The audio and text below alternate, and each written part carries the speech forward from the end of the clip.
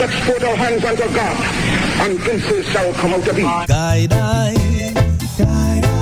it's the voice that sets me free. Guide I. Good evening, Iman Blak. Good evening. This is Pauline from St. Mary. Calling to big you up on your program. I am a disciple. I've been there since almost the inception. Guide I. It's the voice that sets me free. I just you may have to tune into because, me always even watch someone that tell life is and stuff and that I have to see for later. I have to really listen to you first, you know what I mean? How my one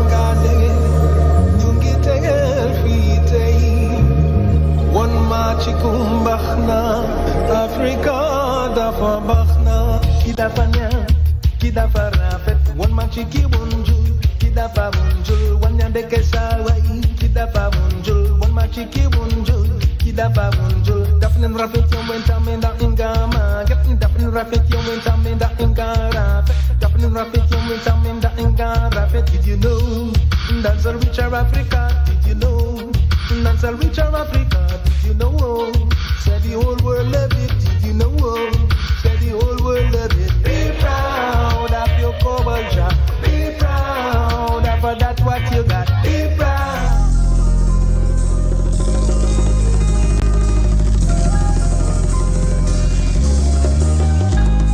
Reflection in red.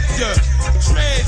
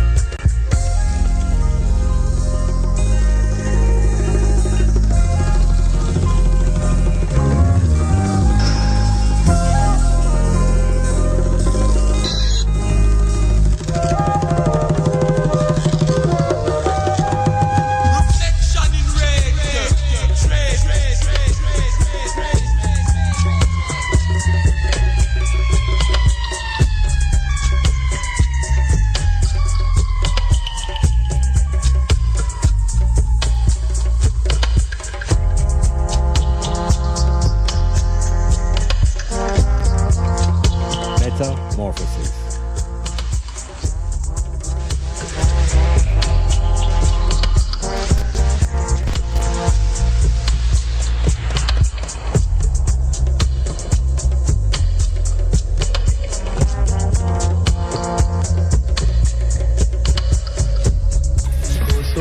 from Africa with the intention to steal our culture.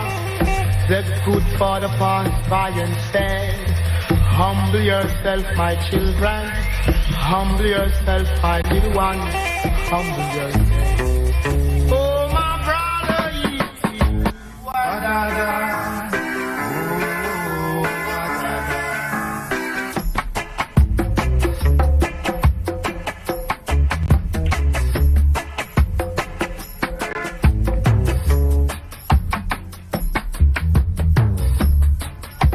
Greetings, greetings,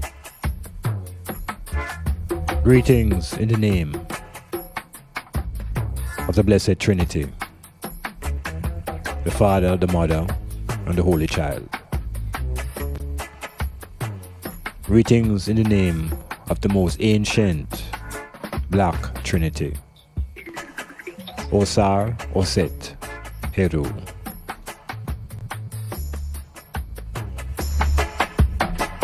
Greetings in the new name of the Blessed Trinity, Osiris, Isis, and Horus. Foundation to the Black family system, foundation to Black civilization. The Black Trinity.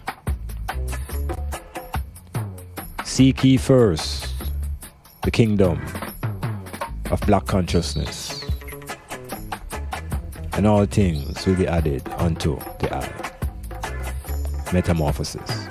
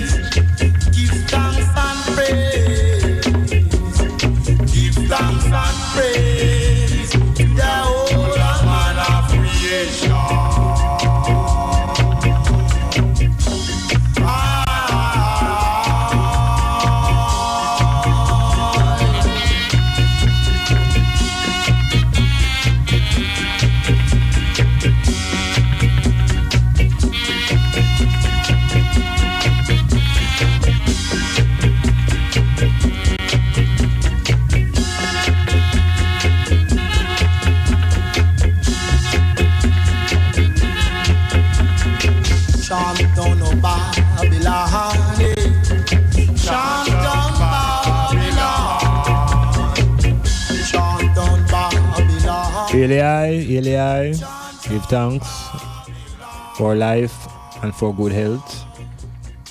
Give thanks to Styles FM. This is the Metamorphosis. I am your host. I'm Dr. Iman Blak. I'm here to steer you through the proceedings, hoping to bring you closer to the power that dwells within, hoping to elevate, extricate, ultimately liberate the I that dwells within. It is the almighty power. It is a source of strength. It is the rock. That is the I. So again, give thanks for being here.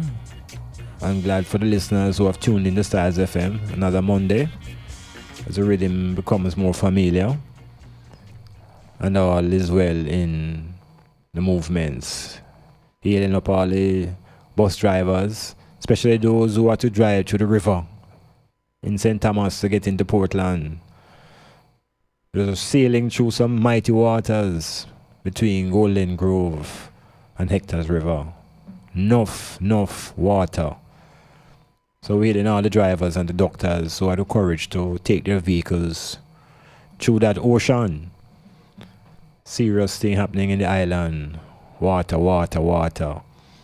And as I mentioned about water, I had a bridging of the reasoning in the View a couple of days ago.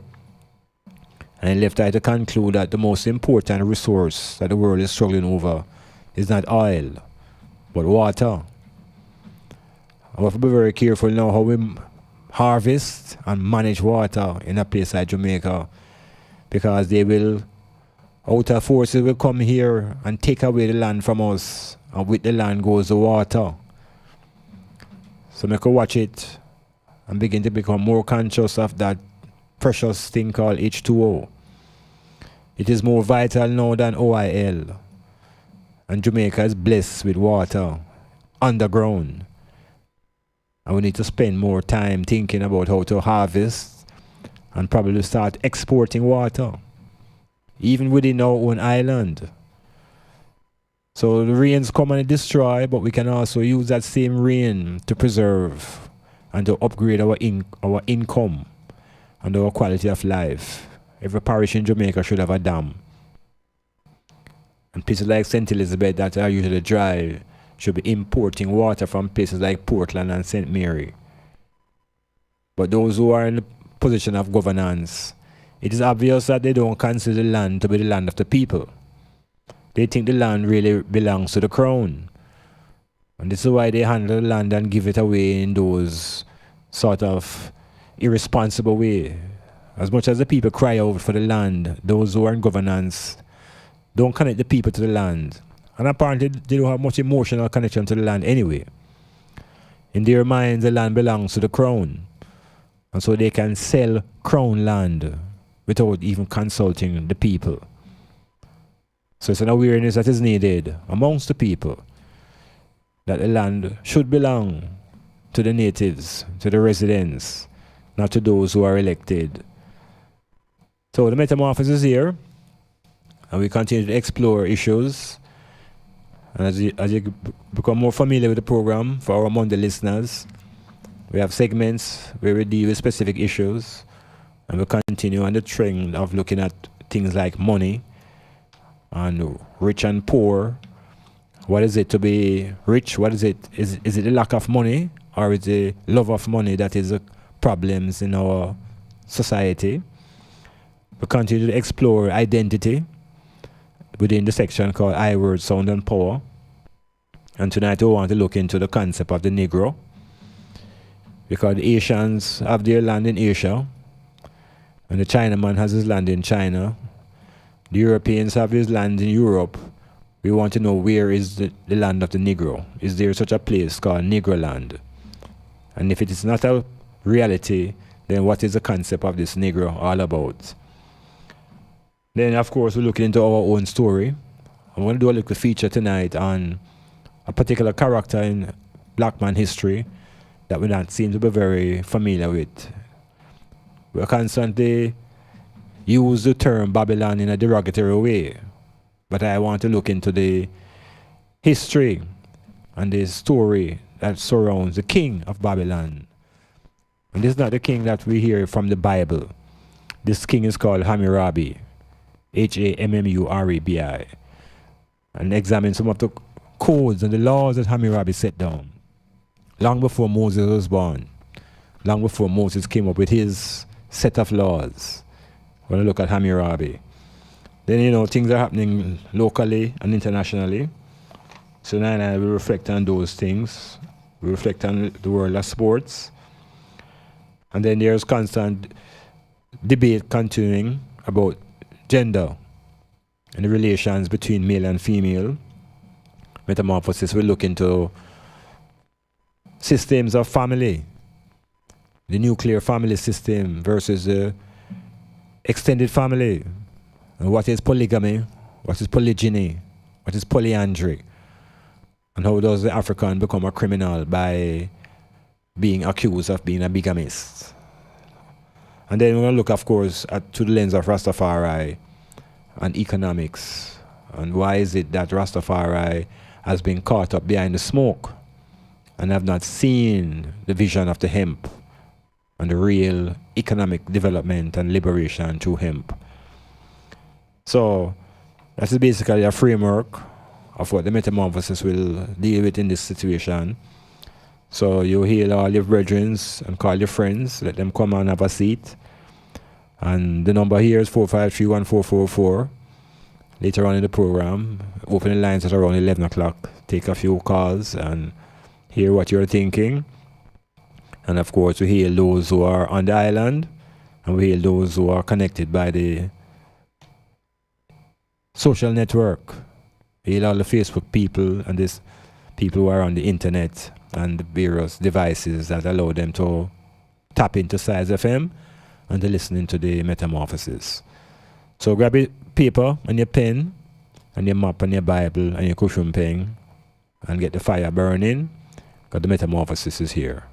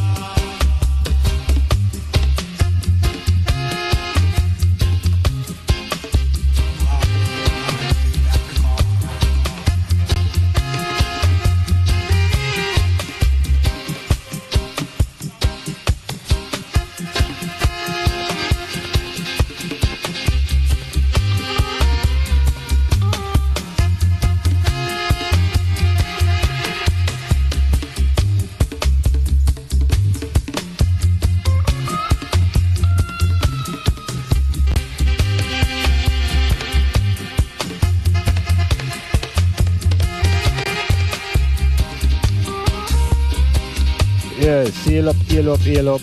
Again, give thanks for an opportunity to sit in as Styles FM on the Metamorphosis and to engage in the process of thinking. That's a process that has been diminished in the lives of the people on this island and the black people generally in the Western Hemisphere. We are never encouraged to think. The impression that once you think, you begin to challenge God, and then that's all blasphemy. But the God that you believe in is the God that is supposed to have given you the brain. And therefore, if you're given a talent or a tool and you don't use it, that same God will condemn you. So if we get the courage now to develop our capacity to think, and thinking is a natural process, but when you're not accustomed to it, for some people it's painful. It means considering, it means checking cause and effect, it means comparing, contrasting, it means abstracting, it means analyzing.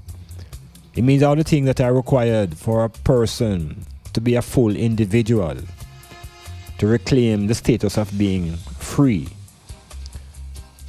But a lot of people who are in this Western world seem to have difficulty coming to grips with the idea of being free. The length of time in enslavement seems to have had a very serious hangover. And being free is a state, and being enslaved is another state. So we need the clarity out of our thoughts to understand exactly what our position is. Now, thinking generates waves, and what we generate are thought waves. And thoughts are real energy. Some people say thoughts are like little people that we create and send out, and ultimately they return. So it's always wise to think constructively, that constructive thoughts and feelings return to you. Likewise, if you think in a very destructive way, it's very likely you will engage in destructive actions and destructive behavior. So the whole idea in the metamorphosis is to encourage positive and constructive thinking, fearless thinking, because it is the mighty power, the power of the brain. And if you were listening from the last program, our education system doesn't teach about the power of the brain as a useful organ. We are encouraged to use our nostrils to smell and our eyes to see. As a matter of fact, let me even tell you that seeing is believing. And I'm going to ask the engineer if he really accept that. In Cassidy, seeing is believing. Yeah, I'm saying, yeah, man. I'm glad him say so, because so the education system program, I'm tell you, you know. But think about it now. What is knowing then? If seeing is believing, how do you know? Well, I think seeing is knowing. And when you don't see, you have to believe. But we have it in a structured way in our education system where we say, boy, if you don't see it, you don't believe it, you know. But you still have not reached a point where you come to know.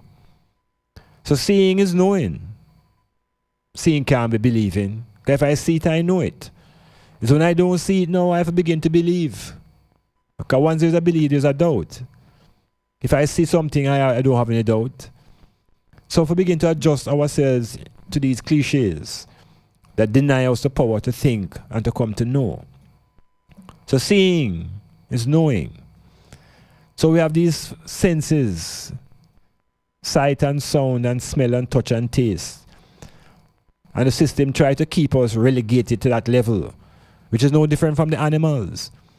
They even try to tell us that we are animals. Some of you think that you're animals because you're not a plant.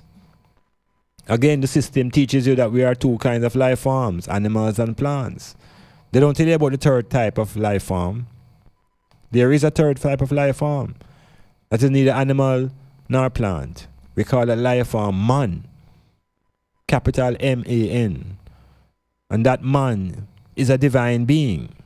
That man is not animal. And what separates that man from the animals is the powers of the intellect, the powers of the eye, the powers to imagine, the powers to have intuition.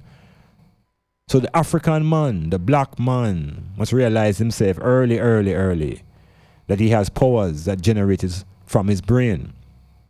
And from the brain and within the brain rests the I. So the metamorphosis will engage much of our time here, unlocking the I, separating mind from brain, bringing consciousness to fruition, that we can eventually become people of action. Right now we seem to be a people of description. We describe things very well, but action seems to be in a delayed situation. So I want to move from descriptive, adjective form to action, which is verb. It is through action that the pyramids were built. Action based upon thought. So all of those potentials still dwell within I and I. Metamorphosis is here to engage in the process of liberating the I. Planning a party, club night out, stage show, a gospel concert, or even a business sales event? Let Styles FM be a part of your promoting tool. Take advantage of our low-priced promotion packages with commercials, interviews, giveaways, reviews, and much more. We have special offers when you mix and match and bundle your options. Contact us at 876-286-9216 or 439-5160. Styles FM for the most effective way to exploit your marketing dollar. Your big bump up on the bike back. Oh, Simone the fans, get ready for that one. Sexy Danica as bumper in association with Rumba Roma Styles FM presents Oh, Simone. Look how we back it up, you know. This Monday, me and 8 Stokes, I'll come to St. Edward, St. Thomas. Galaxy Sound and play. Get there. Architects, draftsmen, and surveyors, get your drawings printed in high-quality professional standards. We can satisfy your printing needs. Whether it is for presentation to your clients or for submitting building and subdivision application, make it VJ Printing Services. Whether drawing by hand or with computer-aided softwares, we will plot your negatives and print the copies as you need. We do high-quality white paper printing that is water-resistant and never fades, unlike traditional blueprint. For more information, call VJ Printing at 893-2266.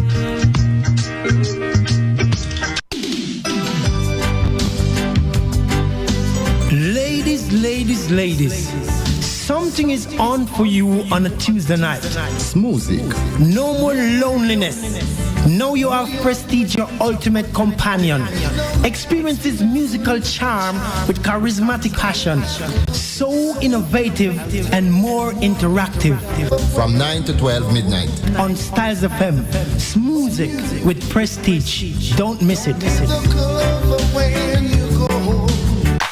Boundbrook Hilltop Guest House, conveniently located at 15 Boundbrook Crescent, Port Antonio. For a large space of single and double rooms at reasonable rate, Wi-Fi, cable TV, breakfast to order, 24-hour security, CC cameras, parking, snack bar and lounge. Beautiful scenery of the Caribbean Sea. We're willing to assist with additional accommodation, such as fridge in your room, coffee machine, and so much more. Boundbrook Hilltop Guest House, proud sponsor of the Metamorphosis with Dr. Iman Blak, live on Styles FM, Mondays, 9 p.m. to midnight. Call Boundbrook Hilltop Guest House at 715-1644.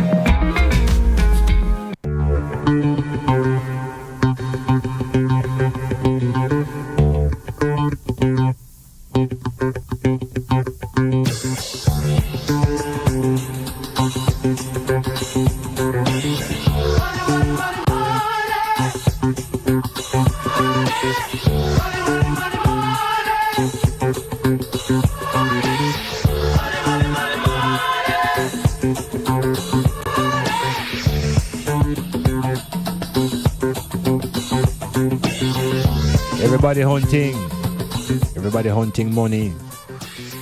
All workers hunting money.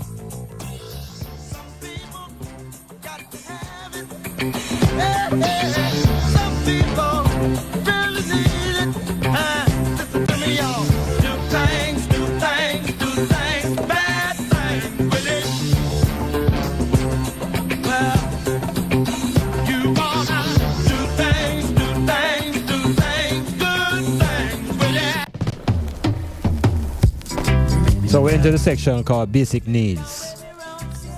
What are the basic needs for I and I to live comfortably within this plantation system. And I and I am not speaking about surviving, because I and I have been surviving ever since. We want to know how to move from the level of survival to begin to learn to live. What then are the basic needs and requirements for living?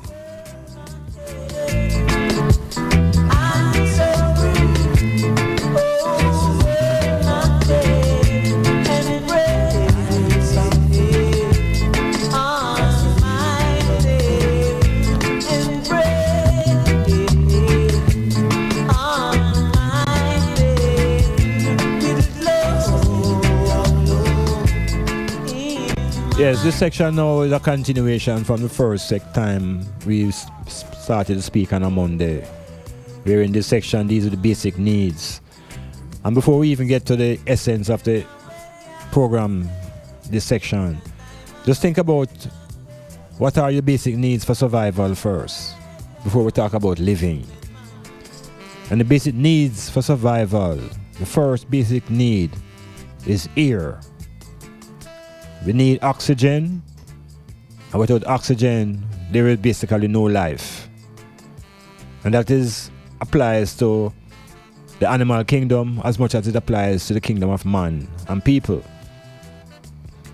The next basic need for survival is water.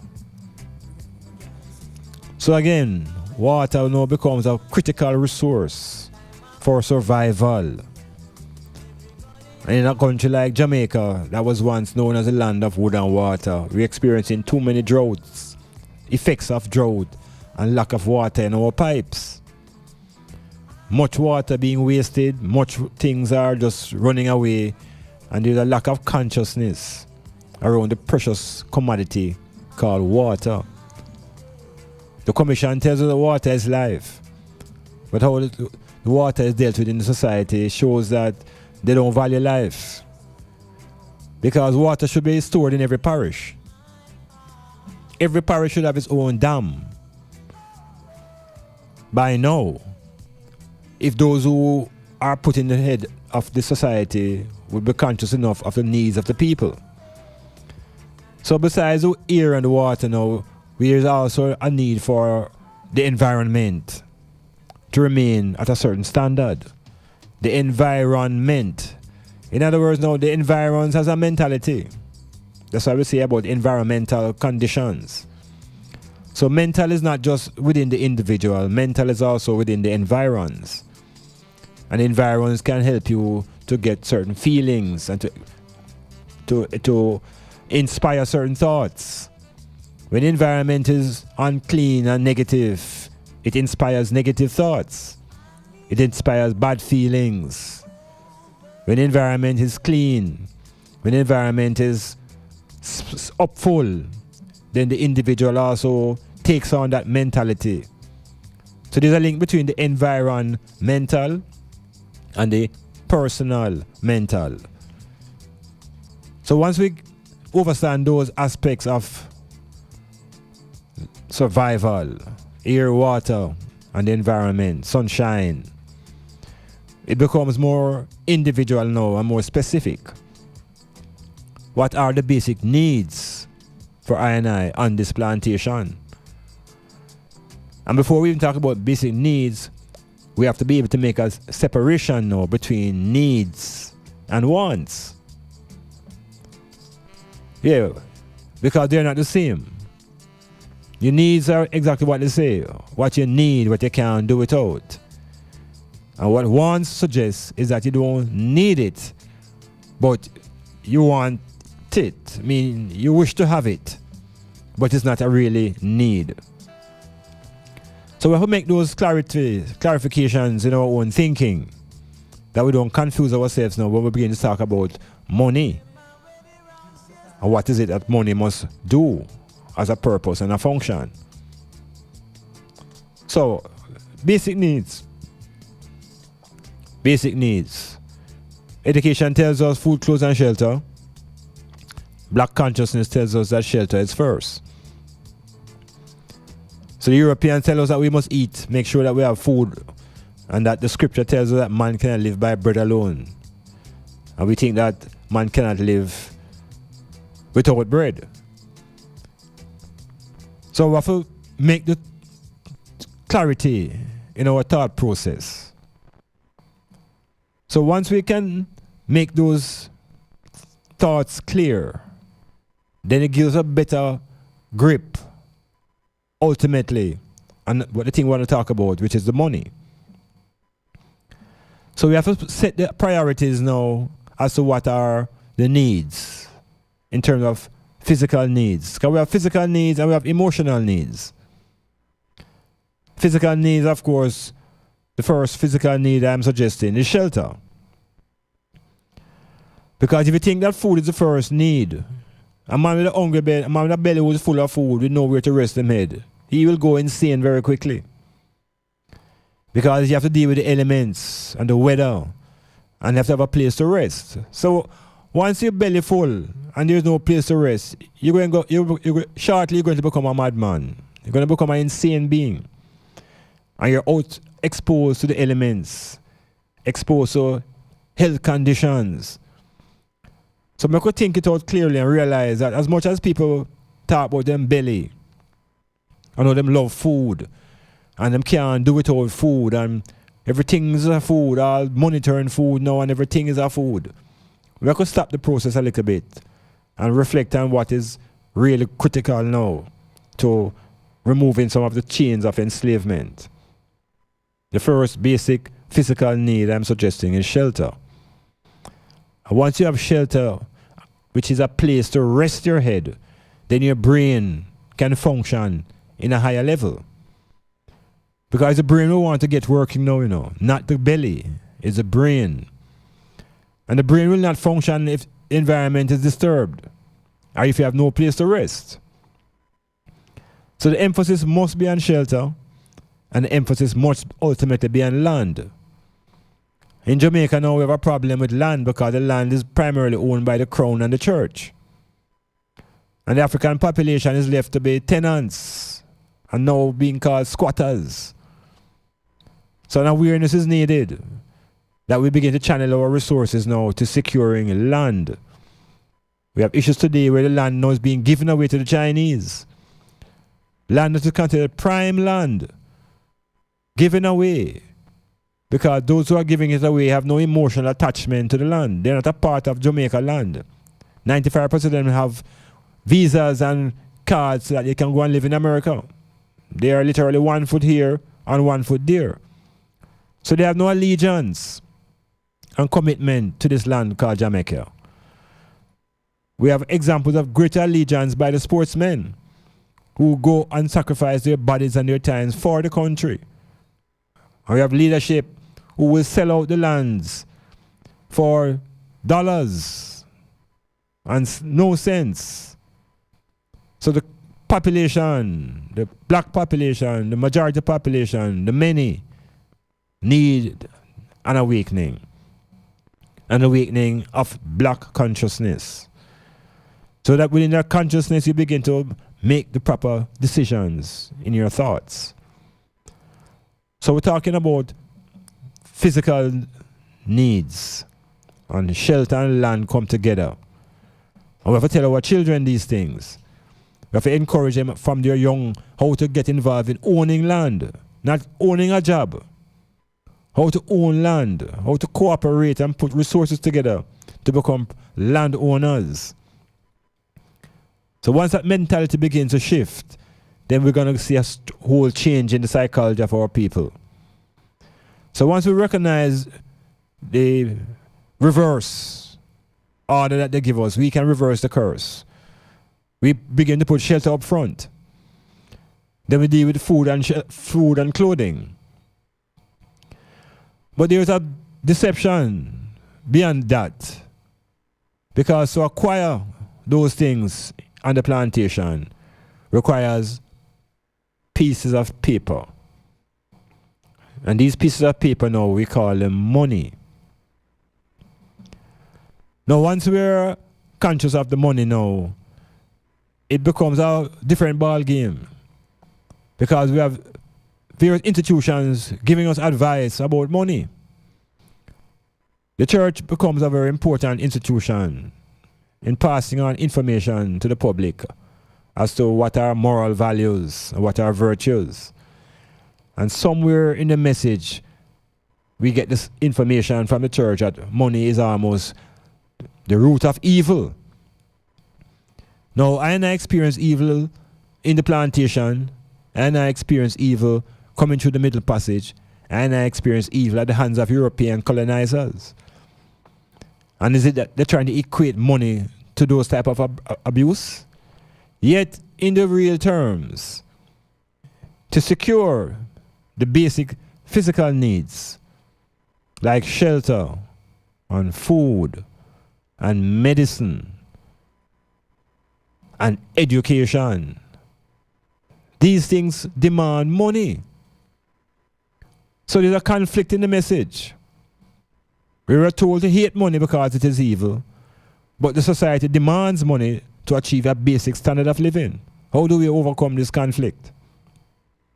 How do we own our own properties? How do we utilize money? What is the proper way of dispensing of money? So we have to think it out ourselves and look around us at those who control money. How is it they are able to multiply money? How is it they are able to leave money for their children when they die? And when I and I as Africans die, people have to put money together to bury us, because we don't have no money. So there is something seriously wrong with our knowledge. Or is it a lack of knowledge that I and I possess about this thing called money? We're going to share some scripture as to what the Bible says about money.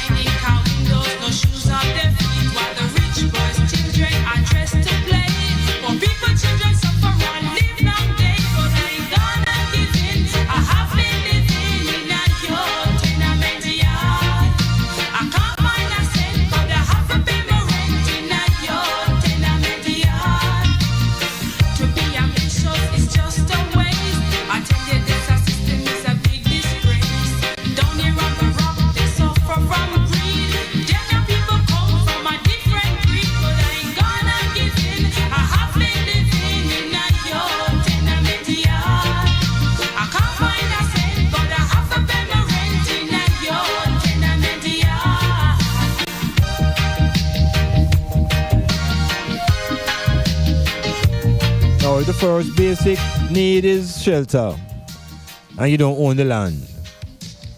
You end up being a tenant. And from the moment you're a tenant, you have to find the money to give that landlord. Every 3 weeks, it becomes a haunting spell. It comes like a chain around your neck. The financial chain, different from a chain that would chain I and I in the fields as chattel. These chains now have become economic chains. And the way to resolve these chains is to have what the society demands, which is money. So we get the money now by exchanging our labor for these pieces of paper. And then how do we handle the paper now becomes vital. Because the same society tells you the first thing you must do with the paper then is spend it. And spend it mean giving it back to those who gave it to you as your employer. So you're constantly living on an edge, very close to borrowing. And for those who can't manage themselves, end up begging. But they're still working. So you're still a slave. And you're in a situation where when you're slaving, you're not gathering enough money. That's why you have to be borrowing. And you have to be begging. You have to break that cycle. And there's a methodology that we have to apply in order to break that cycle. But it requires a sense of knowledge and being able to separate now needs from wants. You hear the phrase all the while that woman love money. But I don't think it's the money that women necessarily love. What they love is what the money can provide. And the money provides the basics in the society. The money provides the shelter. The money is able to give you the food and the clothing and the medicine and all the various things that you need to live. So to move beyond survival and to live, you need to have this kind of thing flowing in a consistent way. Now, the flow is being kept very, very limited by those who control the flow, meaning those who supply the situation where you can get a job. They have a situation where they only give you just enough money to bring you back for the next week. And this continues for generations and for weeks and for months. But there's still a way in which we could handle that money in a different way and eventually break the back of this financial slavery. And I started to speak about it in the previous program. In that we have to get out of the habit of thinking that money was made to spend. It's a habit based upon false thinking. And people who are supposed to be more intelligent now will tell you that, well, yes, there's more to it than spending. We have to learn to save. So ultimately, we become spenders who save for emergencies, and when the emergencies come, we spend. So the cycle continues of being low in money and always borrowing and close to begging. Now I'll give you an example of how to break the cycle. And it's called introducing the idea of investing. Investment money now is not the same as money that you are saving. Investment money is never touched except for further investment. So if you earn, for example, $100 a week, this is just an example. The first money that is taken from that $100 is put aside for investment. So let us say $20 is taken out of that $100 and put aside for investment. You have $80 left. You're still encouraged to save. So let us say you take $20 from the $80 for your savings. So you end up with $60. No, that $60 must be able to meet your basic needs. Whatever your needs are until you get a next cycle of another $100. No, here is where the problem arises. A lot of people are not able to separate now what they need from what they want. And so that $60 now get blown away in wants. And oftentimes the needs are not met. And so you go into the savings. And the savings is depleted by the time you come around again. The point is, that first $20 that you take out for investment should never be touched. That $20 is what you have for your investment into ideas and objects that you think can allow you to multiply that $20. So take it simple. You find that you can spend $20 on a particular item and you can resell it at $40. That's what the investment money is about. And when you get back the $40, you put that money in the investment and you leave it there. You never ever touch that investment money. That is the money that you multiply. And you keep looking around for ways that you can invest in that next $40. In the meantime, you continue to live off your $60 and you continue to save your $20 in case of emergency. What then are the basic needs? There is shelter, there's food, and there's clothing. And when it comes to food, it is vital that we have a serious look at nutrition. And when you talk about nutrition now, you have to begin to investigate what we call the food groups. That you stop thinking about belly full and you begin to think about the quality of the food that you're going to eat. You begin to source your protein. You begin to identify your carbohydrates, where you're going to get your vitamins from.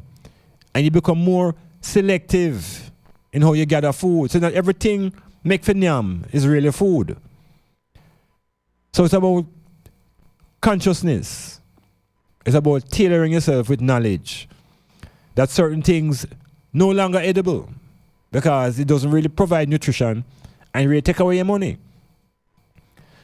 So you concentrate on your basic needs and you concentrate on your saving, but most importantly, you developing your investment money. Now the church intervenes and demands that you give them some of your earnings every time you visit them on a Sunday. The church calls it tithing. The church also tells you that money is the root of all evil. But the Bible, that most conflicting book, has some very different arguments about money.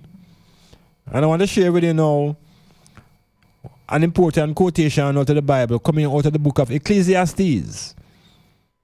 Now, there are two important books, I think, in the Bible that addresses wisdom, knowledge, and understanding. The book of Proverbs and the book of Ecclesiastes. And Ecclesiastes was a preacher who went around sharing with the world enough things that are practical. And Ecclesiastes 10, verse 19, it says, "A feast is made for laughter. Wine makes life merry. And money is the answer for everything." Now, this is what is recorded now in the Bible. The same Bible that people tell you that love of money is the root of all evil. So you check it out. Check out Ecclesiastes. It continues further to tell you that money is a sound defense. But the excellency of knowledge is that wisdom giveth life to them that have it. So why should I and I know as African people keep telling ourselves that money is the root of all evil? Isn't it more realistic to realize that a lot of the evil that we experience is driven by not just greed at one extreme, but by the lack of money at the other extreme? The lack of money will encourage honest man to steal, because the money is a basic requirement to achieve the shelter, the food, the clothing, and the education, and the various physical needs. So you see, we're in a bind, but we can break that bind by releasing our own thoughts and to begin to think clearly. It is more like the lack of money that is the root of all evil. It's more like the lack of investment that is the root of our poverty. And so if we begin to change those dynamics around, begin to reverse the curse, put shelter up front instead of food, and realize the needs over the wants, we may be in a position to, at the end of a work week, be able to use our income in a more conscious way and to spend wisely and not allow the money to spend itself. Because it is a power. It is an energy. But the I is the supreme energy. And the I must control the energy that is money. John No Star. You know, say from what day, everybody talk about this Come On Me Yard song with CG. And what the fans they really think about that song? Yeah? CG, you know, say from day, I try to call the phone and I want answer. But the access never have nothing done, the camera munch fan. See the right now my phone I want charge. Later still. That now play. CG that road Sunday night. Alive. Yes, I got cuss. Oh my God, this CG song, Come On Me Yard, it is unbelievable. This is what I play every day because I cannot get my girlfriend to stop Come On Me Yard. Yo, brother CG, you see that Stop Come On Me Yard song there? It bad, yo. Forget about that, listen to that one, yeah. People, check out the brand new CG, Come On Me Yard. Now available on iTunes and all leading digital stores. For bookings, contact 876-844-6531 or rudelikeThat@gmail.com. Calm is the key. Be wowed on Wow Factor, Mondays and Tuesdays, 9 a.m. to 1 p.m. It's informative, educating, and entertaining. I feel good. Put the joy of entertainment in your ears. Be a part of the Wow Factor on Styles FM. This feeling is taking over me. I'm so excited. Feel the euphoria. Tuesdays from 5 to 9 p.m. with the Master Mixer Musical Maestro Digital Team. Giving a total satisfaction with melodies and memories by the score. With the widest selection of genres and hits. So you don't know that program you turn up, you know. So you know Patek's a full dance, the one you slap with. Digital and we are party. Yeah, we flawless. Euphoria the program. Every Tuesday. 5 to 9. Every Tuesday. With the Musical Maestro Digital Team. This is from me and again. Yeah. I represent the poor people down. Yeah. Alright, this is what it's like. It's hard to live your life. Yeah. It's hard to live your life. Imagine working a little change before me get it that done. The boss man a complain, him a tell me no money no run. Me can't believe 3 weeks gone, me no get no pay. Somebody tell me if this no worse than slavery, living under minimum wage. Me don't know how me do it, living under minimum wage. Them a rob the poor, you no see it, living under minimum wage. Me don't know how me do it. It's like it till the side, plant the seed, watch it grow, and we still can't reap. When me think about the pampers and baby feed fi buy. Yeah, them have we on the minimum wage. And all the basic things to be bought, the pampers and the feeding and all them things there. It's a wicked system, you know. Wicked economic system. So there's minimum wage to hold the people at a serious low level. Yet those who govern give themselves a raise. You know, see, them give themselves a raise. All the MPs and these guys fatten up for them thing and all sort of perks, them call it. And I know the workers and the descendants of the slaves now suffering with a thing called minimum wage. But to say, we have to be able to use, as my way say, what we have to really generate what is it we really want or what we need. And one of the ways that I used to come together to generate investment money was through partner.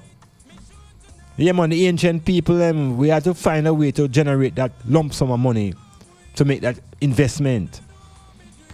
But the partnership in those eras were driven by a thing called trust. Once and one trust each other. Because word was bond. Not like the way we deal with each other now, where man run with one another money and a man say a thing but him don't mean it and I hope a deception. So that is part of the handicap now, you know. The deception that we practice amongst ourselves. To the point where the partner thing broke down now because nobody don't trust nobody no more. Now in that state of mistrust, We turn the money over now to institution called banks. These are the official criminals. These are white criminals, white collar criminals. And they take our money and give you what they call a little interest for sure. You say them have it. But the majority of the money that they take from us, they invest it and multiply that money into millions and millions, and they give you back your little change.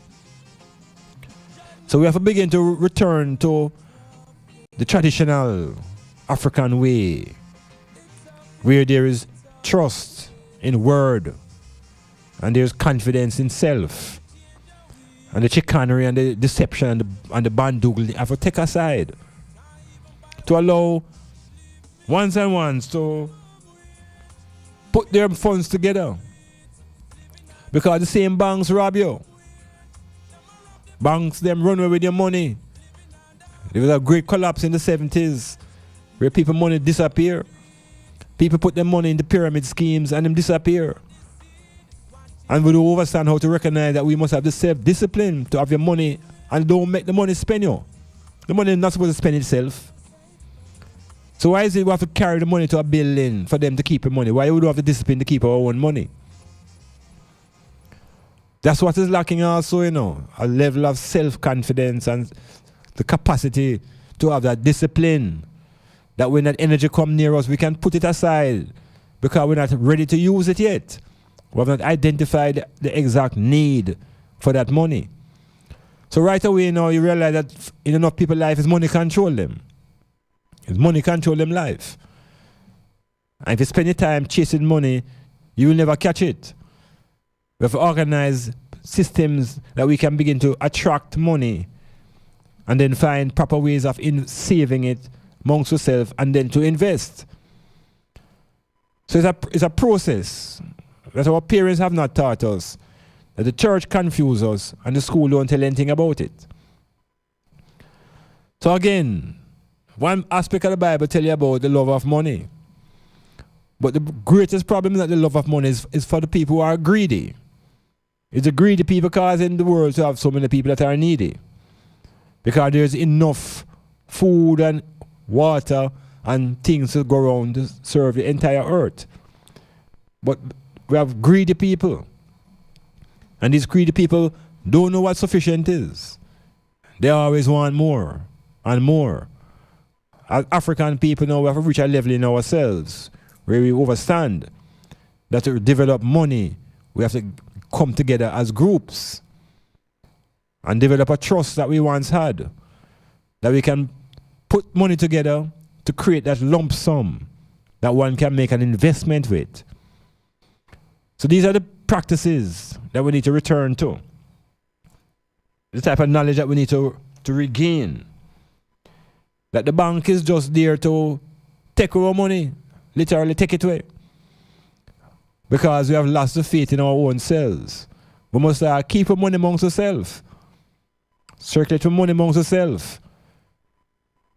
And ultimately begin to build our own industries. Because with our industry now, you know, we forever will become slave wage workers. If we begin to move in our thoughts now to think about manufacturing, how do we move from simple producers of raw material to manufacturers? And on an island like Jamaica, the manufacturing class doesn't have much African presence. Manufacturing class in Jamaica is the Jews and the Arabs and the Indians and the Chinese and the Caucasian people. We have to break that down and with great brute force to have a move into the manufacturing sector. We have to link our agricultural skills with manufacturing to transform the whole economic status that we're living in. So before we leave the section again, I just want to mention again the importance of money and the importance of leaving money for our generations to come. That they can come into a society without struggling to find the money, because the money is the essential. It is never told us in school or in the church that money is the essential. It's not that money is everything, but everything without money is nothing. So we need to put the construct in place and realize that We're not going to raise the value of money above life. But we realize that in order to maintain a certain healthy life, we need money. That's what it's all about. And we have the talents and the skills to generate money, so we should be generating money in the thousands, in the millions. We should not be afraid to be rich. He asks this simple average black youth, if you want to be rich, I'm saying, no, I just want to be comfortable. That's a deception. Because there's no comfort in a plantation without plenty of money. And comfort meaning having enough money to provide cover for your shelter, medicine for your children, education, security, all the basic needs, physical and emotional. So we could not continue to be afraid of money. Let us not chase money out of love. But let us realize that the lack of money is the root of our confusion. And so we must find methods that we can generate money, that money can flow. Money must flow endlessly. That we don't have to think too hard about how the money will flow. We'll concentrate more on how we're going to exercise proper usage. How we're going to feed ourselves properly, how we're going to own land, how we're going to put industry on the land, and how we're going to transform ourselves from slaves into masters of our own destiny.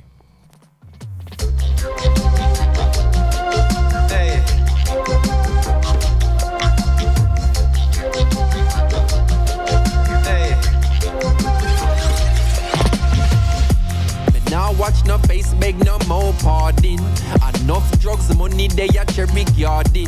Enough individual society applauding. You can ask anybody where them get them starting. But no politician take a donation. So no criminal will never see a station. Never see a cell, not even a courthouse. But every Sunday we see them take a boat out.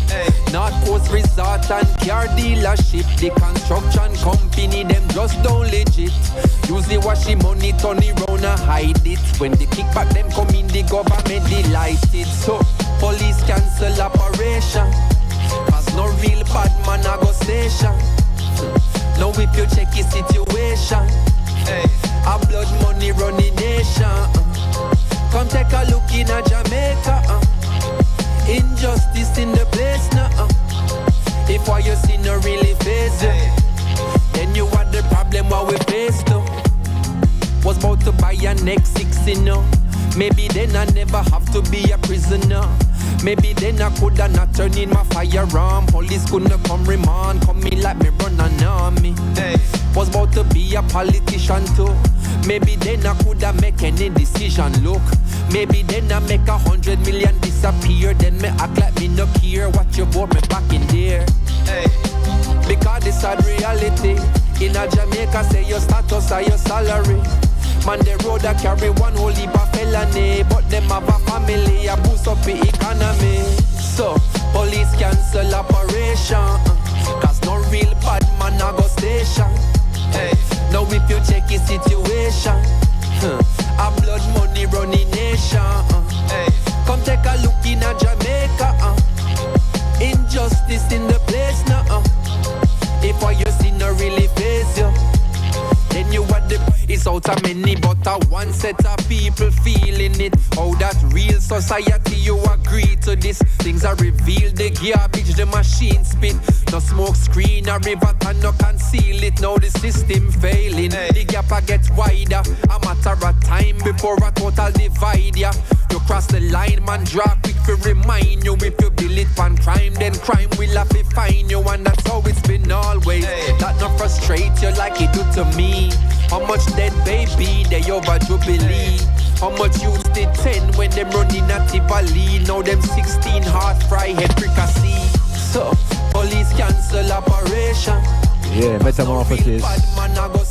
Going to come out of this section now. We're going to go into a segment that is called I, Word, Sound and Power. Looking at the essence of our identity. Injustice in the place now.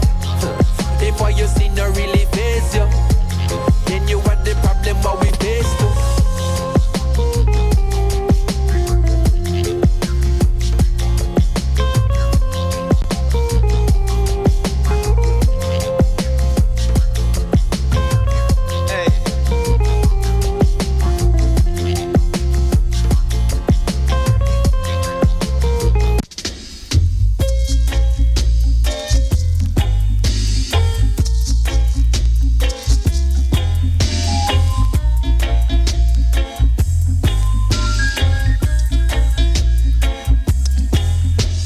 getting a few responses on the WhatsApp, you know. You can always WhatsApps me at the 453-1444 number.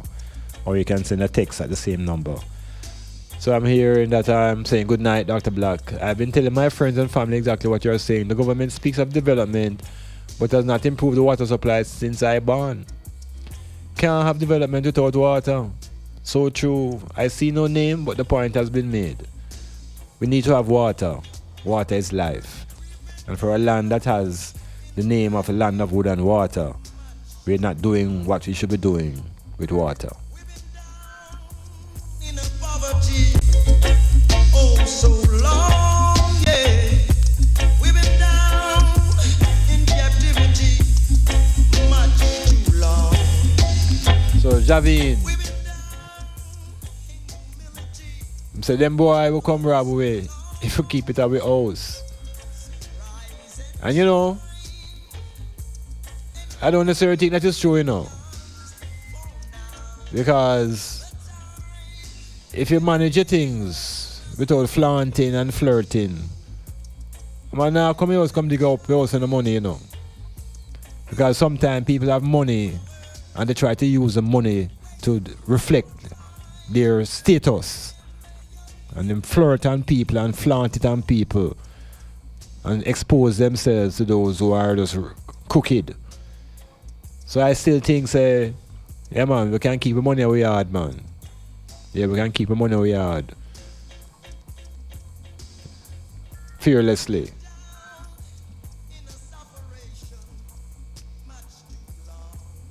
So this person is saying, Lord, I love you.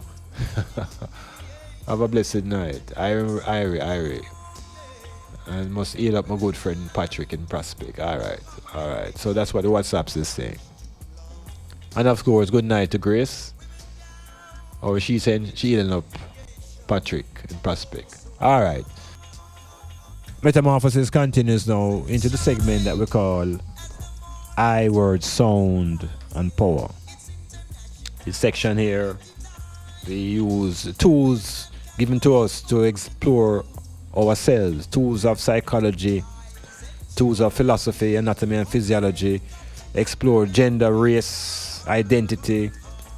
And within the concept of identity now, in tonight's program, the question is, what are you as an individual?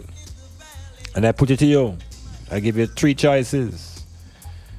Are you Jamaican? Are you African? Or are you a Negro?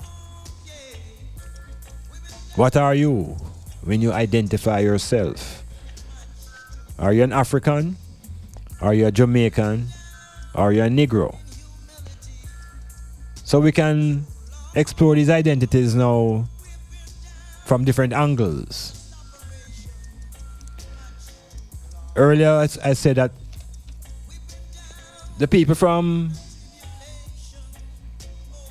India, or for example the people from Asia, they call themselves Asians. And the name that you respond to now, you know, that name will determine the amount of your self-worth and your self-value. Whatever name you respond to. So if a man says dog, and you respond to that, it reflects the value that you put on yourself. I even hear you call the next one mongrel. And the brother answer, so I say, wait. Next time you go your next man say, all station. So these names reflect your self-worth. So Asians come from Asia, and they have a pride in the Asian race. Europeans come from Europe, and they have a pride in European accomplishments. Negroes, I'm asking, where do Negroes come from? To which land do Negroes attach themselves to? Is there a place called Negroland? And these questions have to arise because we have been given these names by alien people. We have been given these names by the colonizers. And these names are not given to us to uplift and to transform, but to debilitate and to downtrod and to repress and to oppress. So this thing called Negro now. Before the Europeans entered Africa, the people on the continent did not even call themselves Africans, because the land was given that name by the Europeans. It is the Romans who came to that land of black people and saw the black faces, and in the language of Latin, Afri is a prefix for black, and called the people here Africans. The people were Kemetic long before the Europeans came out of the caves. The people on the continent were called Kemetic, which is another way of saying black. So the continent of black people were given the name Africa by the Romans. And from that time till this time, we have embraced the concept of being Africans. Understanding the language that it really means black people. And the land and the people are connected. The people are indigenous to the land. The Africans, indigenous to the continent of Africa. And Africa is the richest continent on the land, on the earth, on the planet. But it doesn't mean that the people are necessarily the richest people if they have given away their consciousness. So we speak about identity, original identity. That the people from the continent of Africa, or the black continent, where black people are Africans. Now these people were uprooted violently and transported and transplanted to different lands. And in that journey, or those journeys, much of their identity was battered and bruised. And ultimately, the people were given new labels, new titles to represent them. And one of the words that was applied to the people of the continent was Negro. Now there's a book called From the Browder Files by Anthony T. Browder. This book has 22 essays on the African American experience. And Browder has a chapter called The Creation of the Negro. And he reminds us that since Negro land is a myth, where did the myth of the Negro come from? So we've asked ourselves the question, now, where did this title or this name Negro come from? Because there's no land called Negro land. In the way of a land called Asia, where Asians come from. So we've explored the word Negro, N-E-G-R-O. And so many of our people call themselves Negro because that's what they were told to call themselves. But the word itself has its own etymology, its own beginning, its own genesis. And the word is Spanish. The word Negro is Spanish for black. But the Spanish language comes from Latin. And Latin has its origins in what is called classical Greek. And the word Negro now in Greek comes from a root word necro, which is N-E-C-R-O. So the word Negro, which is Spanish, which has its roots in Latin, which has its roots in Greek, that when you check out the Greek meaning of Negro, you find the word necro, Necro, and necro means dead. So what was once referred to as a physical condition has now been replaced by a state of the mind for millions of Africans who are now calling themselves Negroes.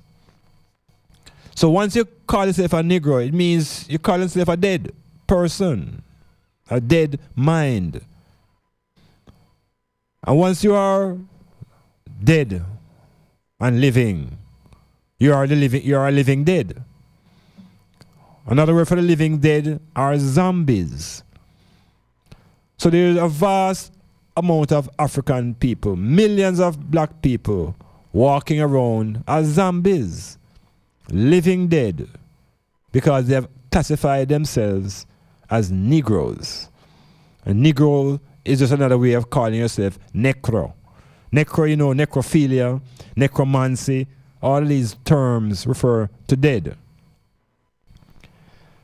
So we have to say the importance now of our identity. And it is the vast amount of Negroes who adopted identity, the religious identity of Christianity. So there was actually the making of the Negro Christians. And if you ask most Christians if they are Negroes or Africans, they'll tell you that they're not Africans. They will tell you that they are Negroes. Because Africa is a place that they are disconnected from. Africa in their consciousness is a jungle. Africa in their consciousness is barbarity. But the records show that when the Greeks first went into Africa, the Egyptian civilization was already ancient. And we have a pyramid that is over 3,000 years old. We have a sphinx that is even older. Writing, science, medicine, and religion were already a part of the African civilization and had reached their zenith. So before the Europeans or before the Greeks even came out of the caves, the African people had developed science, technology, writing to high levels. And the word Negro never existed. So in today's world, when one call himself a Negro, you see where them coming from. They're coming out of the school of Europe, and they have abandoned their identity as black people, as Africans.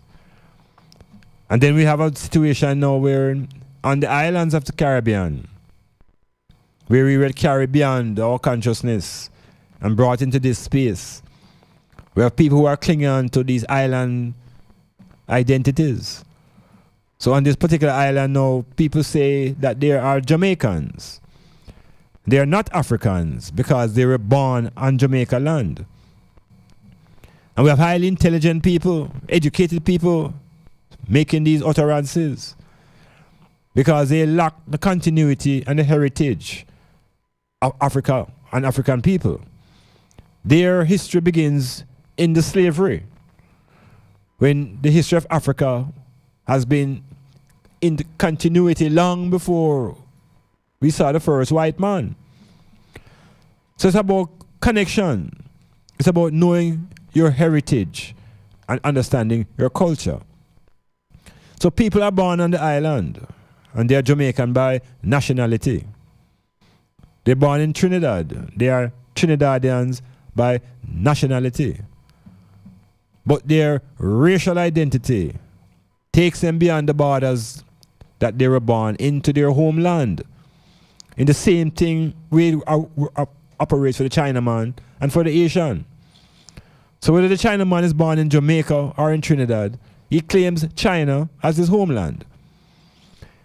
The black people must reconnect their consciousness with the homeland of Africa and realize that whether you're born in the Caribbean or in North America or in Europe, once you have your black skin,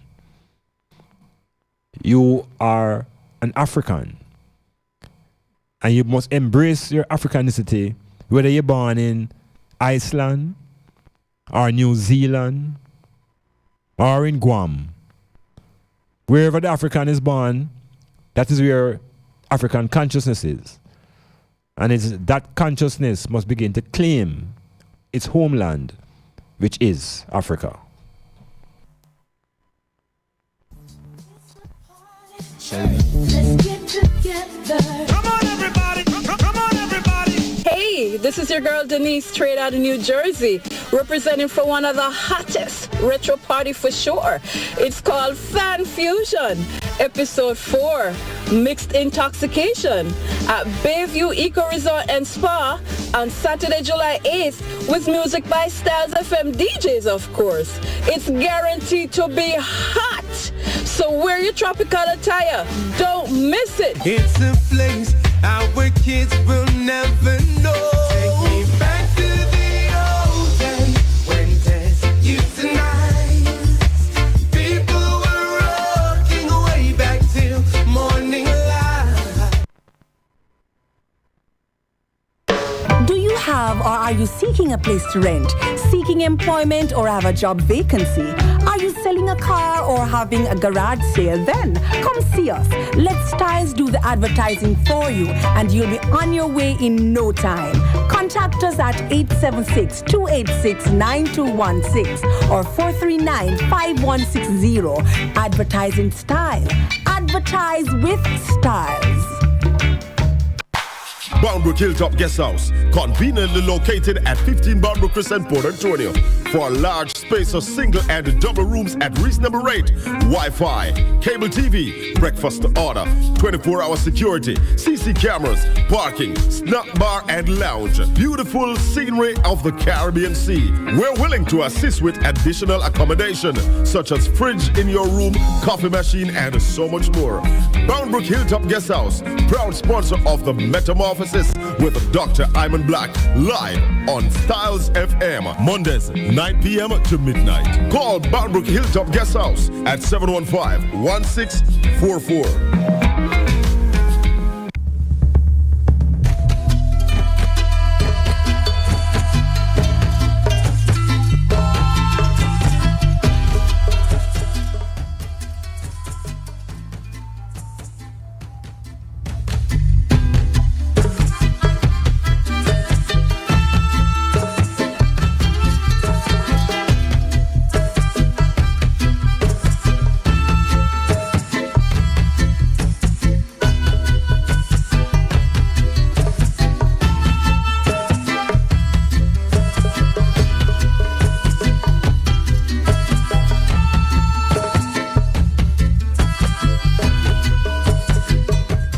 So there is identity at various levels. There is identity at the level of race. There's identity at the level of gender. There's much confusion now at the level of gender identity because of he trying to be she and she being he, and there is also now the intervention of it. All sort of confusion taking place in the world of gender. But African people now must realize that we only know he and she. We don't know shim. We don't know no shim and we don't know no it. There's a cross over in the biological life wherein there's a form of gender that we call hermaphroditic. These are individuals who are born with both organs of both gender. It is unusual, but so is nature. So these people were often killed at birth, particularly in African societies. Nowadays, they are being defined now as intersex. This is the European language now. We always knew them as hermaphrodites. They're putting on a new label upon them now, calling them intersex. I don't know what that means. We understand hermaphrodites because each individual has hormones from both genders. We even have a piece of a brain. One half of our brain is female, one half is male. So male and female have always been complementary forces in the thinking of African consciousness. It is this Western world that is trying to push this new agenda, wherein apples can now become oranges, and all sort of misconfusion. Families now have 2 daddies and no mommy, and they have 2 mummies and no daddy. So the child go to school and hear other children talking about them daddy and tell them this. Yeah, well, they have a daddy, but their daddy is a mummy. Or the mummy is a daddy. It's pure confusion being bred up into the world today. So we have to constantly reflect on our foundation. And the foundation is about our consciousness. And our consciousness leads us into the continent where all things began. So there's a racial identity. People hiding from being African and calling themselves brown. And this brown thing only exists in Jamaica. Because in society that is run along the lines of race, there is no such thing as brown. So we are into a whole heap of deception on Jamaica Island. That is deception and denial. The other level of identity that is problematic is religious identity. And this again has been an imposition upon I by European forces.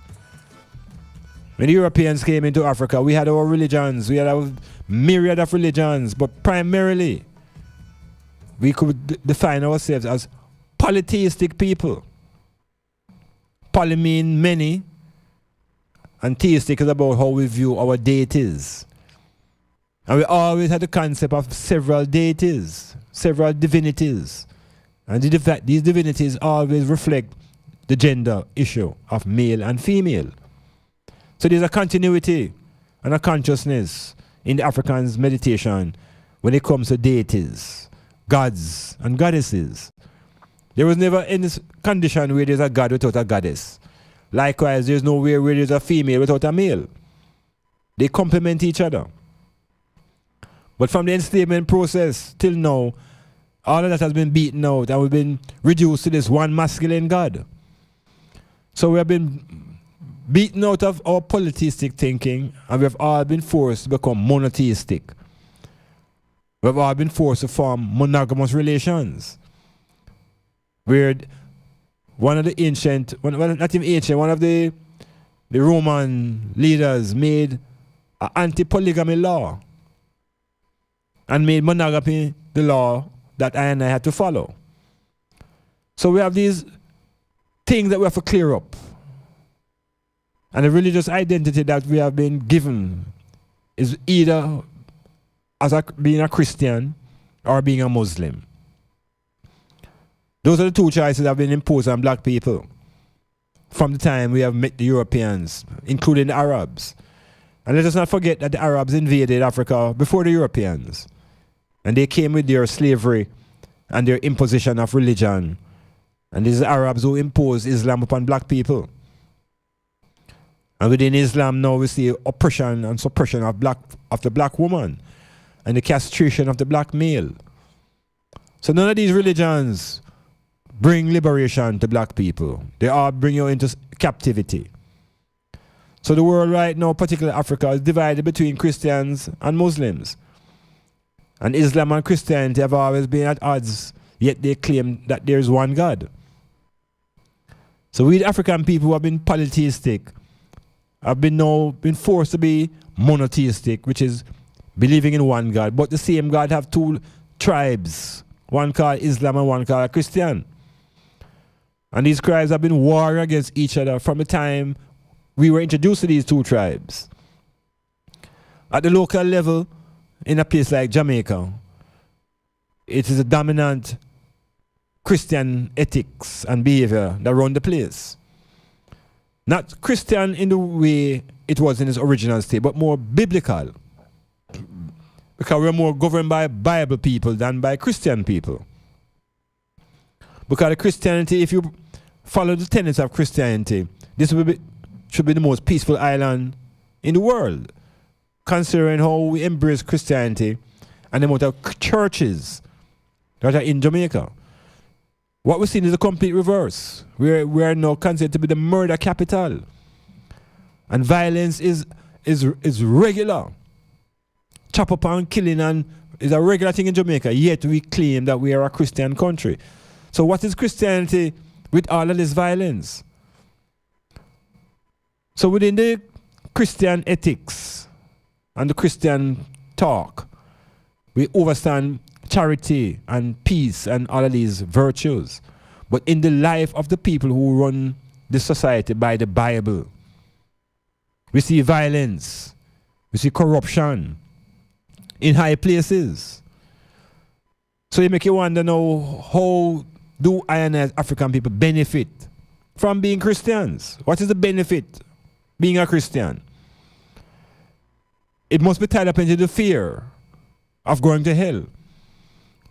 And apparently if you avoid hell, no, you get to heaven and everything will be all right. But we still have a problem on the earth amongst ourselves. Lack of money, lack of resources, lack of proper relationships. These are crucial.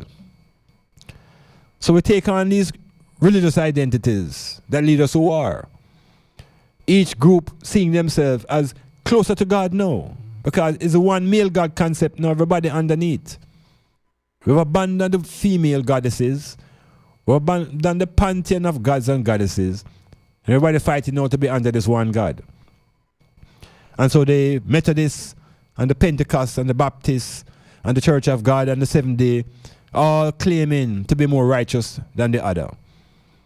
So what we have is division amongst African people based upon religion. So we have to stop and take. Why do we need these religions? How do they advance the cause? Do they bring more money to our households? Can we go to these institutions and get medical supplies? So we have to wake up to the real value of money and wake up to what these religious identities have been doing to us as African people, to the point where enough people under these religious identities don't even want to call themselves black.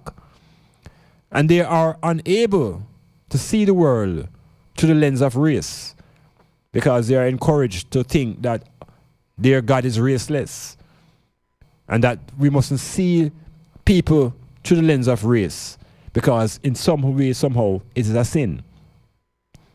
It is this type of awakening we need amongst ourselves. We have to begin to see ourselves at the foundation as African people with our many gods and goddesses. And we had these gods and goddesses long before the first Jew was born, before the first Hebrew was born. We had our societies that were highly civilized and cultured.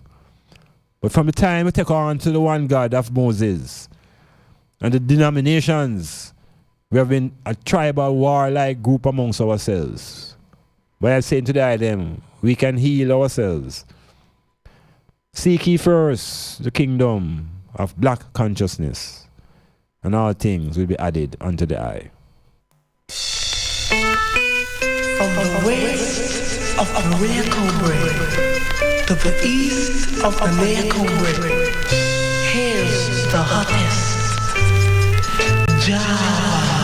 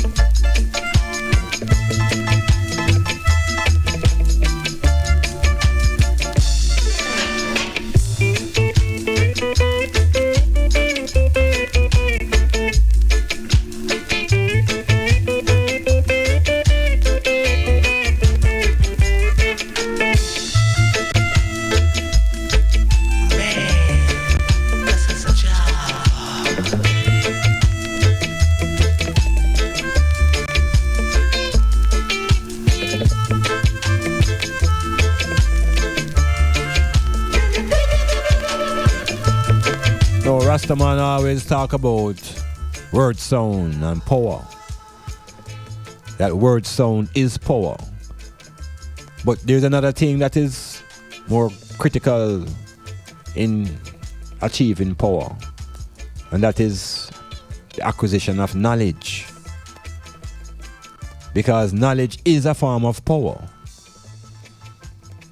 Not beliefs. Knowledge. And what I and I need in this time as African people is power. Because there's really two types of people in the world. People with power and people without power. And for a very, very long time, Africans have become powerless. Because we have surrendered to European forces and their ideologies and their practices. Where Tony Browder again tells us that less than 300 years after the first Greeks came into Africa, or Egypt, as students. Now look at this now, you know. These white people came into Africa as students. And less than 300 years after the Greeks entered, their descendants returned to Africa as conquerors. And they destroyed African cities. They destroyed African temples and our libraries. And they claimed African knowledge as their own. Yeah, pirates, the Greeks. And they signed their names to the documents that they found in those Egyptian African libraries. They erased the name of Imhotep, who was the father and the founder of medicine. Replaced him with a man called Hippocrates. So our legacies were all stolen. So not only was the African legacy stolen, but the wholesale theft of African people soon followed. And with the birth of the slave trade, it became necessary to dehumanize Africans and to devalue their historical worth as a people in order to ensure their value as slaves. So I and I must make a serious effort to regain our knowledge. Because knowledge is power. And we regain our knowledge by reading and researching our own story from our writers. Dr. John Henry Clark, Dr. Benyo Cannon, Dr. Amos Wilson.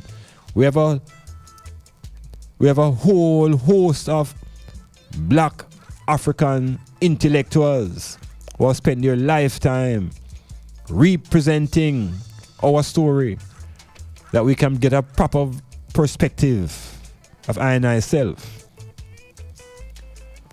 So knowledge is power. And if you have friends and company who are afraid of knowledge, then you better be afraid of them. Because they are willing to suffer in ignorance and to talk things that are illiterate and talk things that they believe without having any knowledge. So when you hear people talk about, well, I believe such and such and such, and I believe that, and they don't know anything what they're talking about. They believe. And the next day them tell you, say, well, you know, I don't believe that anymore, you know. Well, I don't believe that. And the following day, this to them say, well, I believe this. That is not growth. And those type of attitudes don't lead to liberation. So I word sound and power suggesting to the item that we must secure power. Marcus Garvey did say that black man must gain power in all forms. Financial power, educational power, political, economic, scientific, all aspects of power. We must be fearless and become courageous in achieving these levels of power. Because it's those who have the power that controls those who are powerless. And it's about time we turn those tables. Metamorphosis. Come on.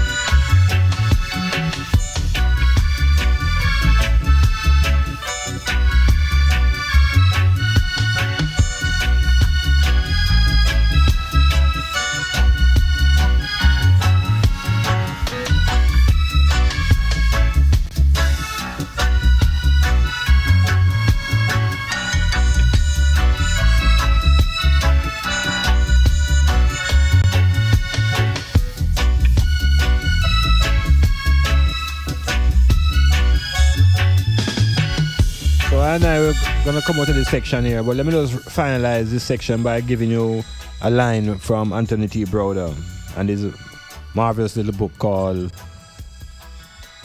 marvelous little book called Inside the Browder Files. He says the evolution of the Negro from colored to black to African American represents a progression of self-consciousness. As a free people, we have a responsibility to educate ourselves and rediscover our African identities. Knowledge of the self is the key to unlocking the door to the future. The sooner we understand that fact, the sooner we will be able to say, praise the Almighty, we are an African people. So it's a journey. It's a journey from ignorance to consciousness. Negroes, then we are colored people, and then we are hyphenated people. But we're going to go full circle, and we're going to return to the foundation, which is being African. And deeper than the being African is the embracement of our blackness. And our blackness now is grounded in our physiology, in the fact that we have a pineal gland that sends out hormones, melatonin and serotonin. And these hormones are responsible for the pigmentation in our skin. The pigment that gives us a divine connection with the cosmic forces that surround us, that makes I and I unite with the sun, which is the Almighty. The S-U-N.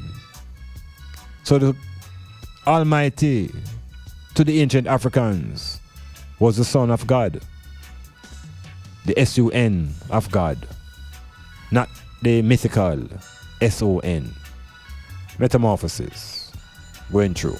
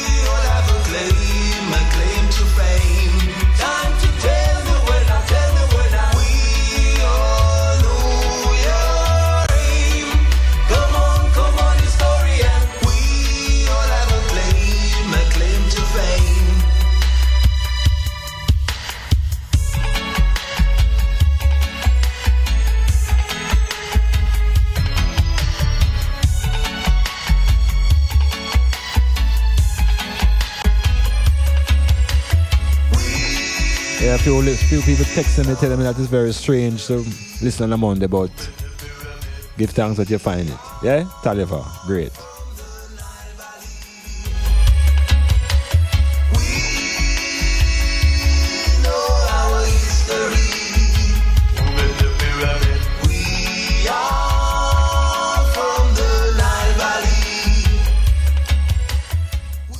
WAW, the Caravan of Love. What a Wednesday! This and every Wednesday from 9 a.m. until 1 p.m. Strongly takes you on a caravan of love songs. 4 hours of love songs on Styles FM, the People Station, 96.1, 96.7, www.stylzfm.com. Don't miss it. What a Wednesday! The Caravan of Love. Remember Styles FM on social media. View us on YouTube, Styles FM Radio. Follow us on Instagram at Styles FM. Like us on Twitter at Styles FM 961. Become a fan on Facebook, Styles FM 96.1. Boundbrook Hilltop Guest House, conveniently located at 15 Boundbrook Crescent, Port Antonio. For a large space of single and double rooms at reasonable rate, Wi-Fi, cable TV, breakfast to order, 24-hour security, CC cameras, parking, snack bar and lounge. Beautiful scenery of the Caribbean Sea. We're willing to assist with additional accommodation, such as fridge in your room, coffee machine, and so much more. Boundbrook Hilltop Guest House, proud sponsor of the MORPH OSIS. Yeah, love Boundbrook Hilltop. It's a place to be. Give thanks for the service. Hope that people will pass through and enjoy what I am enjoying at the Hilltop. Really, really cool, you know? Nice it.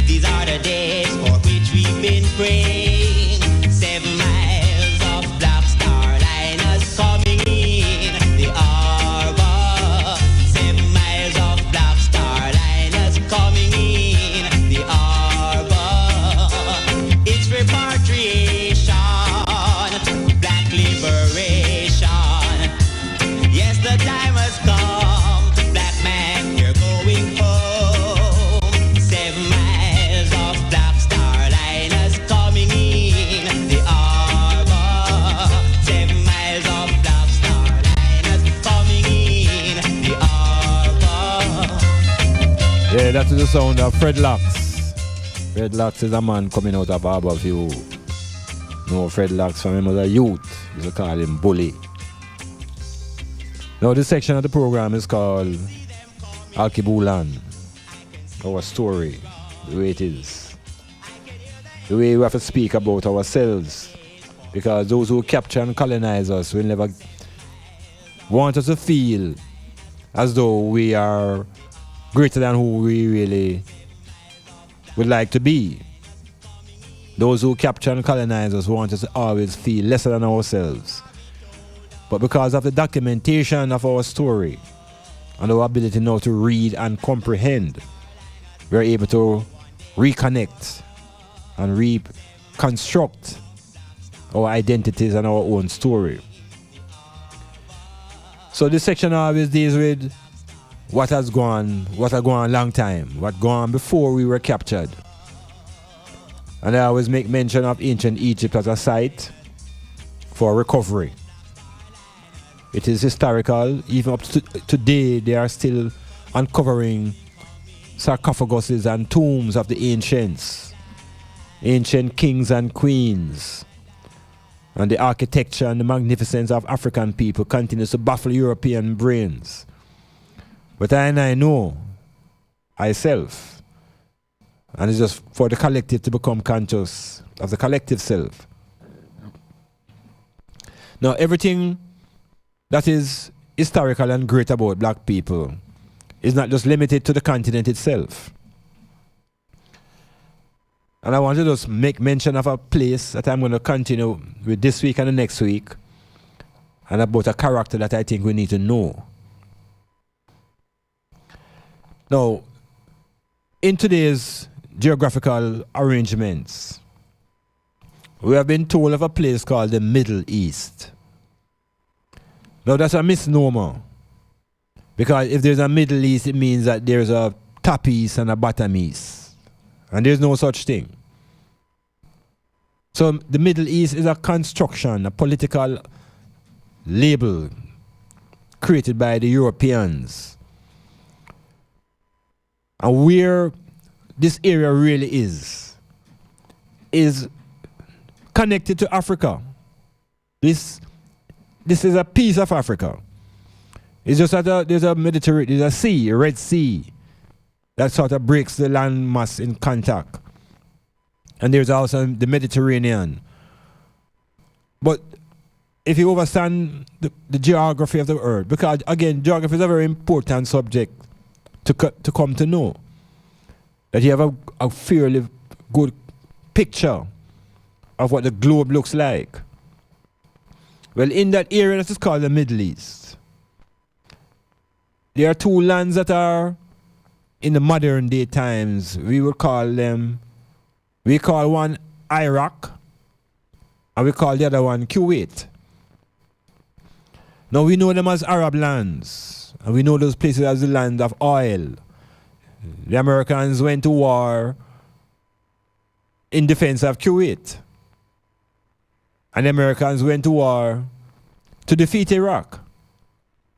But all conscious people know that the underlying cause was to secure the oil. But these two lands, Iraq and Kuwait, in the ancient of times, was known as Mesopotamia. Mesopotamia, Mesopotamia. And I will be focusing on this place for the next at least next two programs.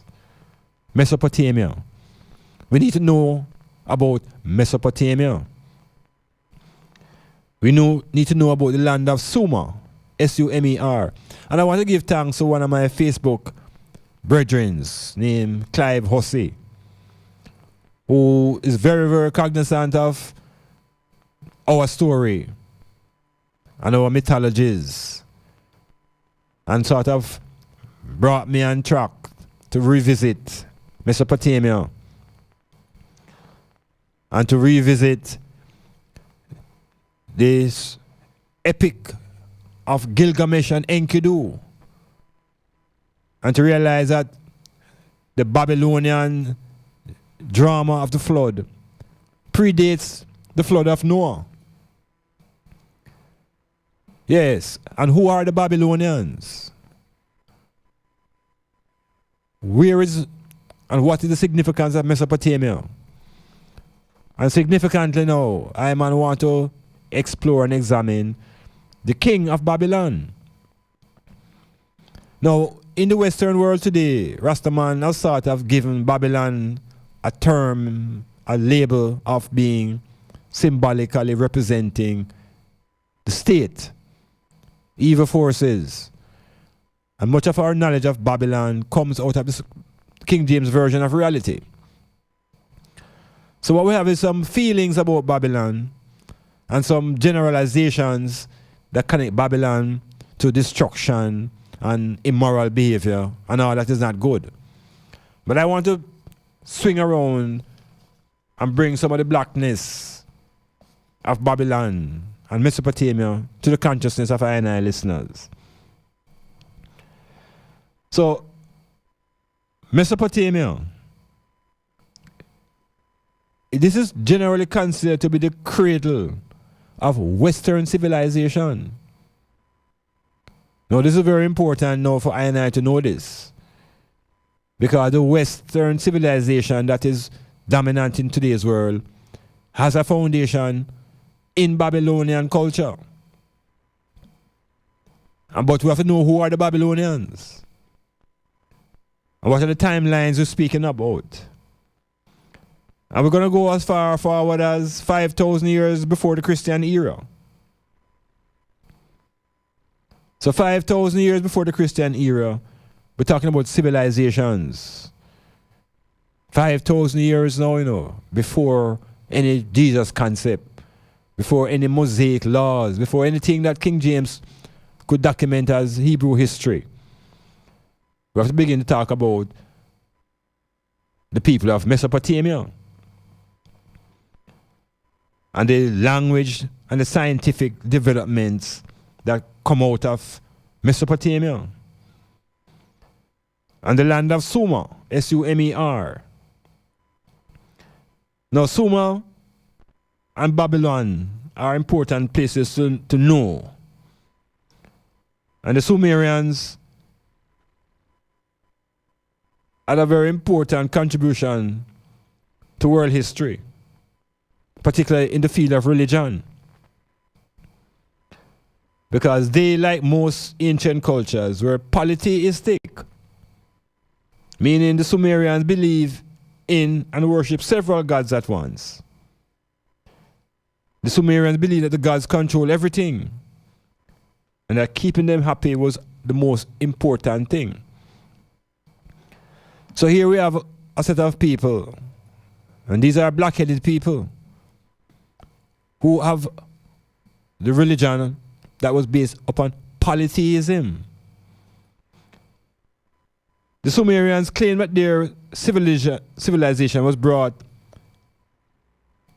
in a fully compact format by their god, Enki.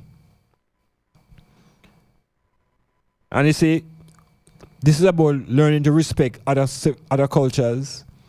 It's about learning to respect other civilizations. So I want the ones who have access to information begin to explore Sumer and Mesopotamia and to investigate the flood that the Sumerians spoke about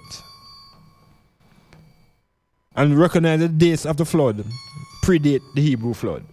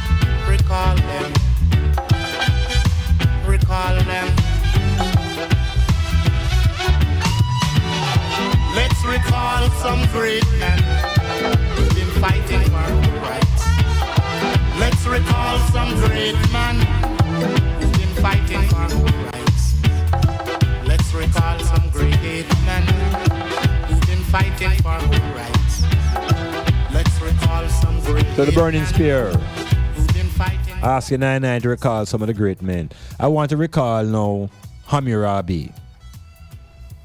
Yes, Hammurabi, Hammurabi. Hammurabi lived from 1810 BC to 1750 BC. Yeah, I want to just make a serious note about this king. He was the sixth king of the first Babylonian dynasty. He was preceded by his father, who gave up the throne because of failing health. Now, Hammurabi is known for the Code of Hammurabi, one of the earliest surviving codes of law in recorded history. So Hammurabi's code of law is what is very important for I and I to recognize. These are laws that were established long before the Hebrews even walked on the earth. Now, Hammurabi was the king of Babylon. And Babylon was one of the city-states. But Hammurabi made a serious contribution to the development and the expansion of Babylon. In the first few decades of Hammurabi's reign, things were quite peaceful. And Hammurabi used his power to undertake a series of public works, including heightening the city walls for defensive purposes and expanding the temples. Hammurabi would engage in certain wars and eventually would extend the kingdom of Babylon. And in a few years, Hammurabi succeeded in uniting all of Mesopotamia under his rule.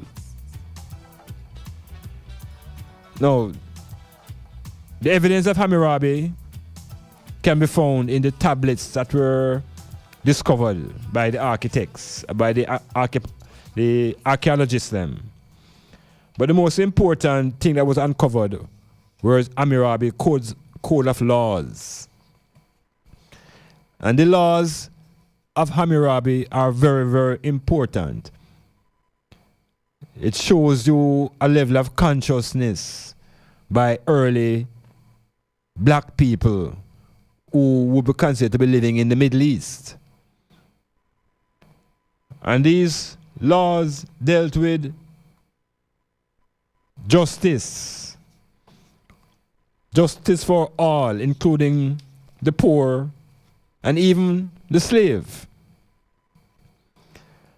So an example of Hammurabi law was that, for example, if anyone steal cattle or sheep, or pig or goat,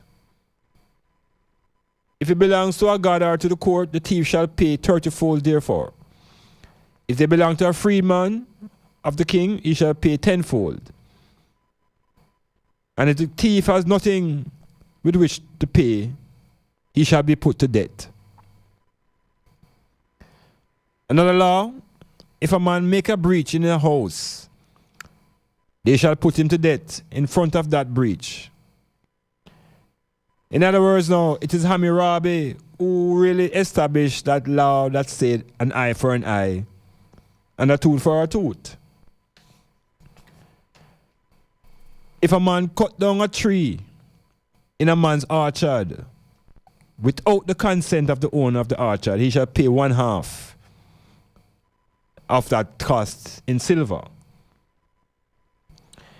If a son strike his father, they shall cut off his fingers.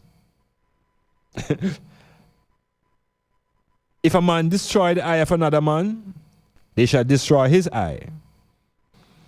If one breaks a man's bone, they shall break his bone. And so Hammurabi was a man who was a very, very serious lawgiver. Hammurabi, in one of his laws, said, if a physician operate on a man for a severe wound and cause that man's death, then the physician shall pay a price. And he shall restore a slave of equal value. In other words, now, Hammurabi was a man dealing with justice. And we need to really explore Hammurabi's code to get a good picture of the level of consciousness in this particular ruler. We are given the impression that Babylon was a wicked place. And because of that impression, we think that Babylonians are evil people. We're distracting ourselves by not recognizing that Babylon were African people. The Babylonians were black people. The Babylonians provided the science and the technology and the knowledge to build Western civilization. So rather than fight against Babylon and condemn Babylon, which is ourselves, we should be directing our anger at Rome. Because Rome is a society that comes into Africa and destroys our culture. It is the Romans who impose upon us things like monogamy, anti-polygamy laws, to make sure that our family systems will be destroyed. So I just want to introduce listeners to the great king of Babylon named Hammurabi. Hammurabi, again, lived from 1810 BC to 1750 BC. He was the sixth king of the first Babylonian dynasty.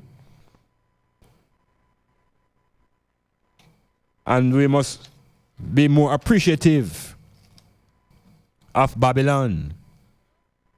Not the Babylon that the Bible speaks about, but the Babylon that was established in what is today modern day Kuwait and Iraq. And the amount of literature and the type of laws that were introduced long before the Mosaic law was introduced to the Hebrew people. So there are carvings of Hammurabi receiving the laws from the god Marduk. And on that thing that they call like a stele, something that's about 7 feet tall, on which the tablets are written. It says Hammurabi was chosen by the gods of his people to bring the laws to them. And parallel to this now is the Jewish tradition about Moses bringing the laws from the God called Yahweh. And what we need to know that in terms of time, the Hammurabi Code of Laws existed long before Moses and his laws. Metamorphosis.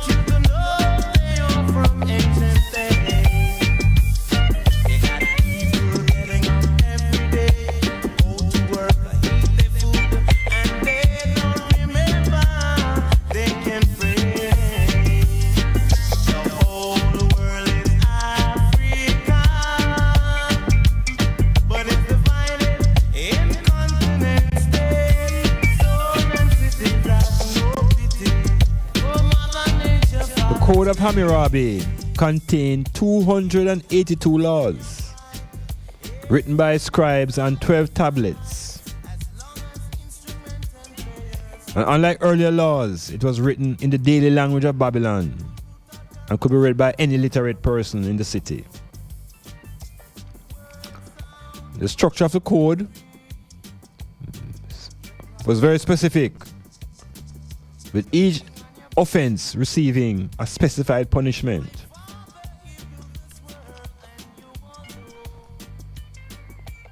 The code is also one of the earliest examples of the idea of presumption of innocence. And it also suggests that the accused and the accuser had the opportunity to provide evidence. So we're talking about sophistication in thinking from the Africans, the black people, not just the ancient Egyptians, but the Babylonians, under the direction and leadership of Hammurabi. Hammurabi died and left his kingdom to his son. And within a short span of time, the kingdom began to unravel. the son did not have that strength of character to maintain the kingdom intact. But we have Hammurabi to reflect upon. 282 laws coming from the consciousness of an African. We are a mighty people suffering from amnesia, but we are awakening quietly.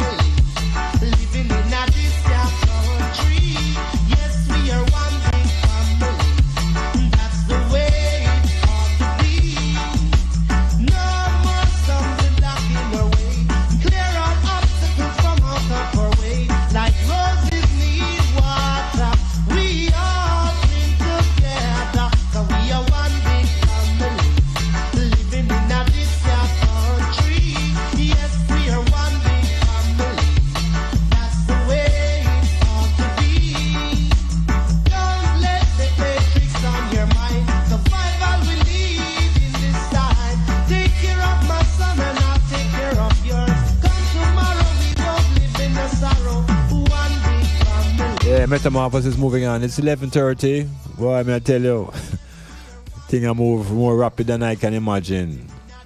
30 minutes to go and enough things don't cover yet. But of course, the program continues next week at the same time. I want to get into a little section that is called gender relations. How is it we organize ourselves now as a people within the whole construct of a family? What does the African family look like? And why is it we are so distressed and disturbed as it relates to relationships?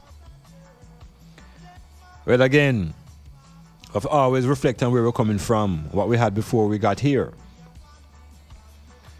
And before we got into this enslaved condition,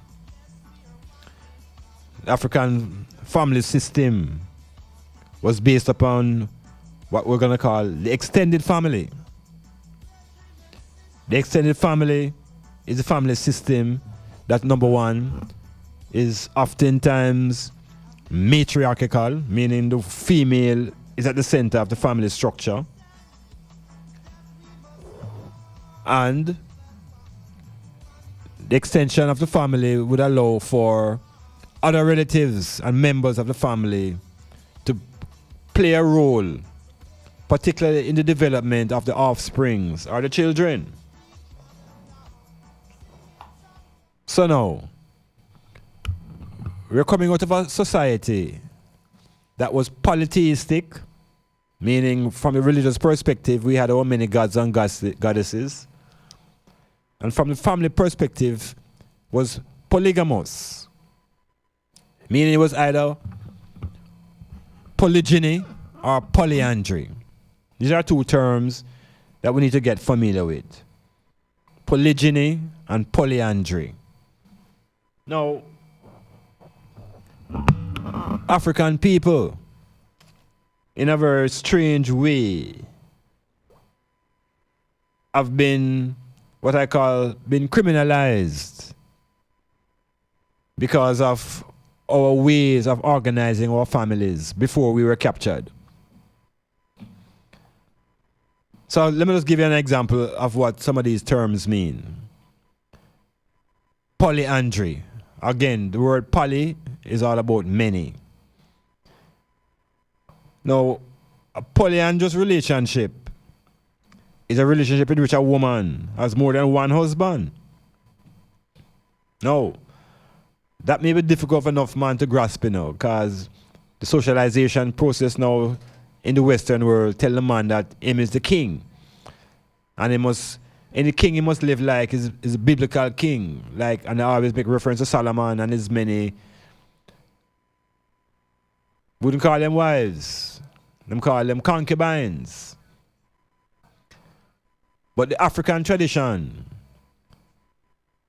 allows for polygamy to take place. But polyandry now is when a woman has more than one husband. Now, what brings the situation together? Now, when a woman is married to more than one husband at a time, it is called polyandry. And polyandry is more likely in societies that are having scarce resources. And I expand on that now. There's a type of polyandry called fraternal polyandry. This was traditional. It was practiced amongst the Tibetans. It was practiced in parts of China and in parts of northern India. This type of polyandry now is where two or more brothers are married to the same wife, and with the wife having equal sexual access to both of them. So that's polyandry. And it's not a very common practice in the African space because resources are hardly scarce in Africa.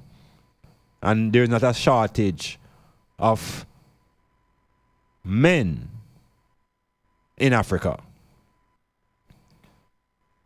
So we don't see much of that.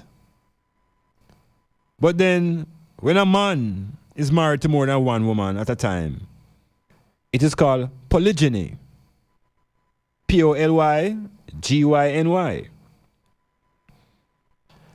And the word polygyny now is really the whole idea of both poly coming from the Greek mean many, and the word gyn means woman. And this is the most common form of polygamy that we have. So we have two types of polygamy. We have polygyny and polyandry. Now, before Christianity became the official religion of Rome, there were these two Roman leaders, Diocletian and Maximilian. And what these brethren did now was pass some very strict anti-polygamy laws. This is in 285 AD. So in other words, in this recent dispensation, in the New Testament era, 285 years after the death of the Jesus, these Roman leaders developed what they call anti-polygamy laws. We have to watch this now, because that's going to affect black people right across the globe. So what these laws mandated was that monogamy now was the only legal marital relationship that could be formed. So here are African people now coming out of a polygamous status and coming out of a polytheistic society now. We are going to be locked by law. And it's them man that create the laws, It's them seeing white men create the laws. And they're going to create a law that's going to make sure that monogamy is the only legal marital relationship. And this was a case in Europe, in both Rome and Greece. So most European countries don't recognize polygamous relations. And they went around now and they invented a law called bigamy. And define bigamy now as a crime. So African people who have been traditionally involved in polygamous relationships and extended families were put in a straitjacket and were actually made criminals because of this new law of bigamy. And what the extended family did was provide stability in the family structure. The Europeans had a family structure called the nuclear family. Nuclear family was about the man, the woman, the daughter and the son, and the puss and the dog. That became the family. The mother, the father, the children, and the pets. That is a very unstable structure because when one of the parents died, the entire system becomes unstable. Unlike the African family system that was grounded in extended family, when one parent died, the others became mothers and fathers to represent the passed away parent. So that children always had a parent. So the auntie and the cousin and the uncle, all of these people would become members of the family to help to raise the child. The women in their polygamous situations weren't driven by sex as the reason for coming together. In the Western world, it was all about sex. In the African traditional world, it was all about the family. So there's a big difference in the cementing of a family. Africans would marry, families would marry each other through two individuals getting married.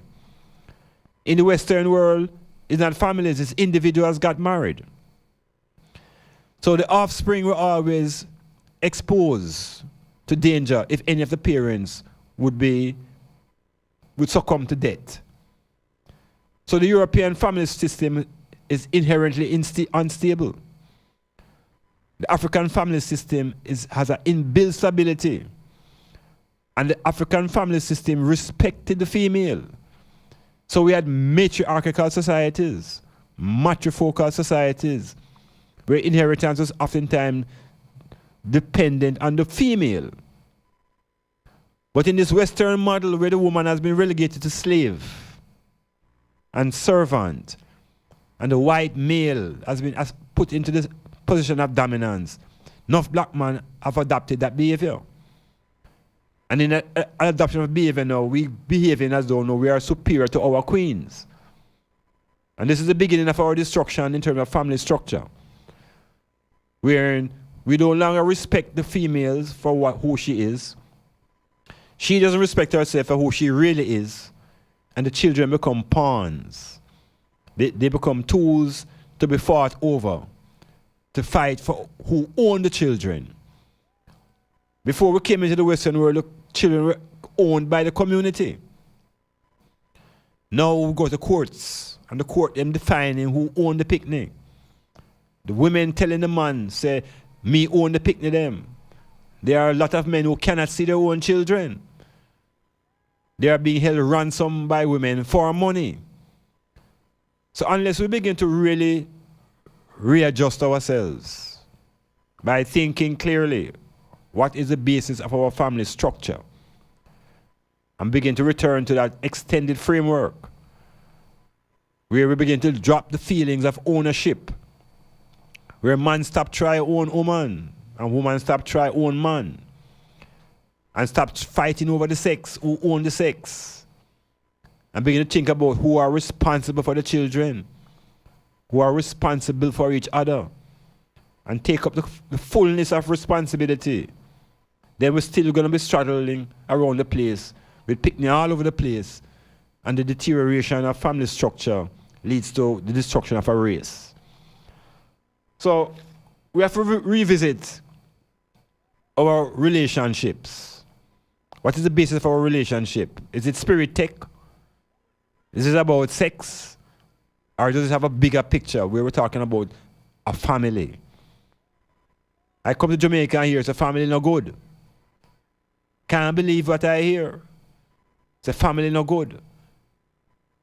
And in the reality, families are the foundation to any developed civilization.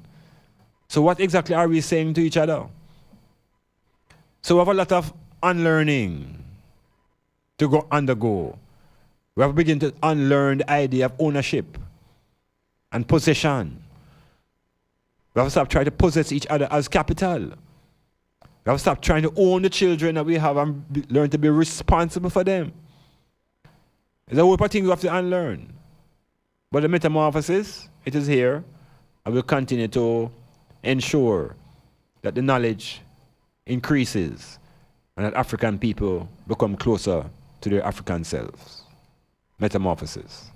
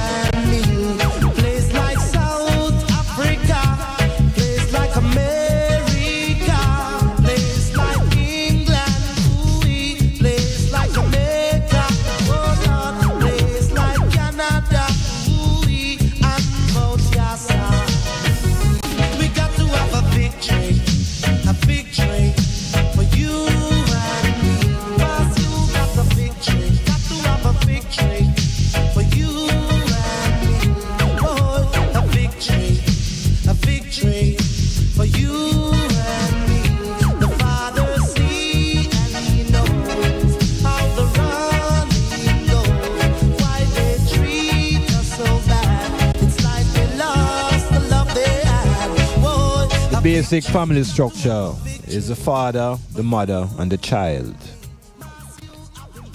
And so when we talk about the Trinity, we must put those concepts together.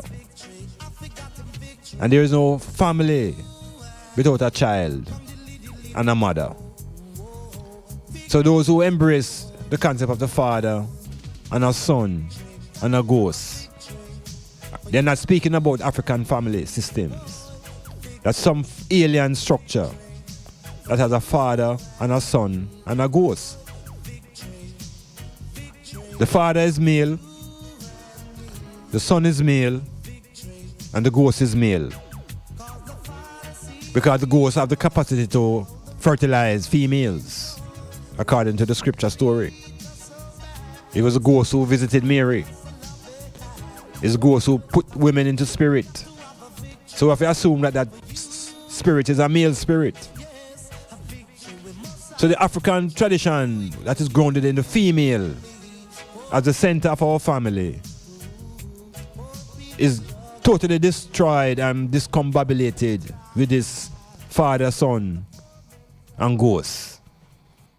So we have to revert from that alien ideology and return to the foundation, which is the father, the mother, and the child. The ancients spoke about Osiris, Isis, and Horus. And even before the Greeks hijacked the Trinity and renamed it that way, it was Osar, Oset, and Heru. So we are grounded in the female as the center of our family.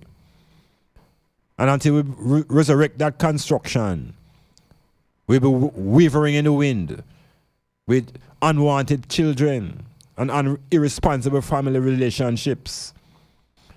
So the male must take his positive role as leader, but not ignore the power of the female.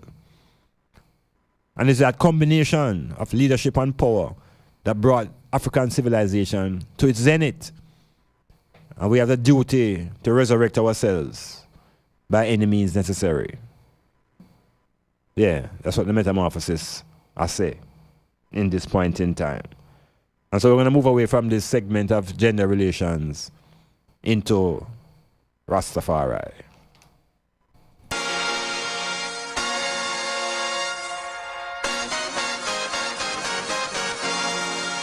Styles FM.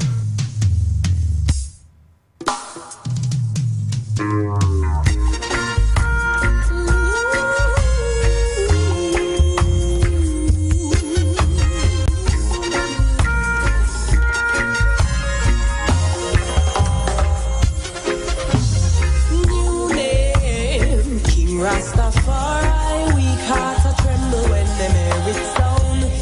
New name, power of the Trinity, Lion of Judah, return to the throne with a new name. King Rastafari, weak hearts a tremble when them hear it sound. New name, Haile Selassie, Lion of Judah, return to the throne. Today man sees all his hopes and dreams crumbling before him while he plots and schemes. Hard way, so in truth for learn. Then war for curse the fire when him plans get burned. But I know, cause as I just say, the truest resurrection is spiritually. And the key to the comfort and healing up all those who are listening to the Metamorphosis in the North American space. Brooklyn, Bronx, New Jersey, Connecticut, the tri-state area, Virginia, healing up Icon, California, Florida, all the various states of America who are under the Trumpism, healing up to the ones and ones. All the ones here right in Jamrock, in Port Antonio, in St. Thomas, in St. Mary, in St. Anne's, straight down the coastline, all the way down to Montego Bay, and around the corner, up into St. Elizabeth, straight forward into Kingston and St. Andrew. Even all those people who are connected to some device, listen to the Metamorphosis at Styles FM. Empress Garrow over in the UK, even all the people, and that ends in the European scenario. And we have a new French leader with 39 years old, and his wife had him from him was 15. She's now 60 something. We shall see how that work out. And of course, hailing up to all of the brethren and sisters on the continent of Alkebulan, our African people at home and to say welcome again to Styles FM and the Metamorphosis. And people in the Caribbean, very close to us, whether it's in Trinidad or in Guyana, we give thanks that you're able to lock into Styles FM and the Metamorphosis with Dr. Iman Blak. And we continue in final 10 minutes looking into an issue within Rastafari.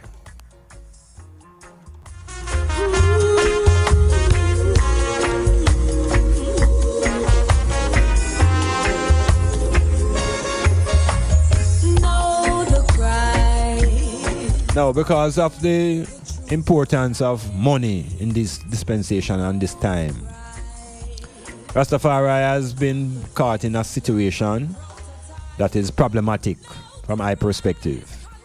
Why? In its genesis, meaning when Rastafari began to emerge as a movement and Jamrock in the 30s, Rastaman was convinced that yes, this whole state of oppression was linked to the oppression of the people in the scripture, because that was a book we were given as a history book. So Rastaman began to identify with oppression that was not just on the land of Jamaica, but the land oppression that was in the scriptures. And so some of the people who were being oppressed were like people like the Hebrews. We were told that the Hebrews were slaves. And so North Rastaman would begin to identify themselves with the Hebrews. They identified themselves with the struggle of Moses. And they identified the Pharaoh as the enemy.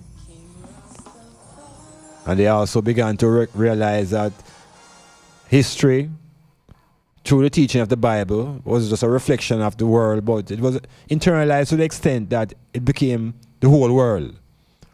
And so all the peoples in the Bible who were suffering from oppression from Rome, Rastafari could easily identify with that oppression. And it's from that perspective, that Babylon became the enemy. Not only was the ways of Rome the enemy, but the tools of Rome were also despised. And one of the critical tools of Rome is money. So ancient and early Rastaman used to literally burn money, meaning in trying to separate self from Rome and Roman practices. We wouldn't bother eat Roman food. That means that's why man they go idle. So it became extreme to the point where whenever you want to angle the money that Rome was using. So to the early Rastaman, money was an evilous tool. We could see how the oppressors would use money to increase the oppression. But things and times have evolved. And in this new century, this 21st century, the consciousness has come full force that in order to endure Rome and its practices, you need some of the tools. And one of the important tools to go through Rome is money. Now I bring these points together because Rastafari, as much as the early Rastaman them never really moved towards the thing called money, the very man who is considered to be the founder of Rastafari in Jamaica, Leonard P. Howell, understood economics. And so he set up a community called Pinnacle. And Pinnacle was generating much resources and money. Because Leonard Howell had traveled abroad and has been outside of Jamaica and has been around the world and realized the importance of that economic resource called money. And the importance of commerce and trading to generate money that could provide certain basic things inside a room. Now, in 2017, after decades of brutality and brutalization from Rome over ganja, Rastaman has been the most oppressed group of people on this island. And primarily because of the attitude of the Rastaman, which is anti-Rome and pro-ganja. And Rastaman embraced ganja in a most serious and sacramental way. And the society called Rome would fight against the use of the herb and would crucify Rastaman. Rastaman would full up the prison and the jailhouse them for one seed of herb, brutalized by the police force for being in possession of this herb. Even our greatest advocate of ganja in the world of music, Peter Touch. Everybody singing about legalize it now. Touch gets some wicked beat up near to death from the forces of Rome over the same ganja. Well, here we are now in 2017. And the Roman society that runs Jamaica decide that this really is too much of a money-making thing to let it go. And they decide to corner the market. And in cornering the market now, you have to introduce laws. Because you remember, no, it's a law-making society now in Rome. And who makes the laws? Those who govern. And these laws are usually made to suit those who are in power. So before, it was not wise to have laws to legalize or decriminalize ganja. So Rastaman and those who use herb felt the brunt of Rome. When the Roman society realized that this is a money-making thing now, they change the laws.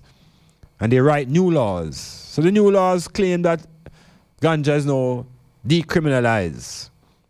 Which means that if you get caught with it, you're no longer a criminal. You just give them some money.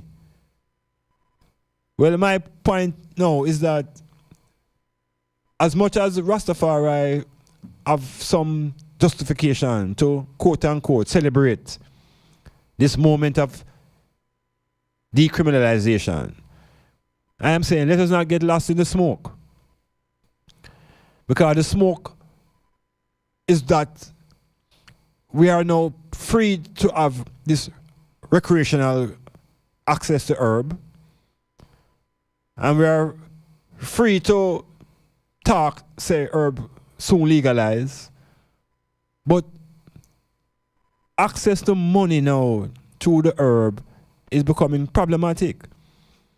Because those who govern trying to convince Rastaman that the way to make money from the herb is through medicinal ganja.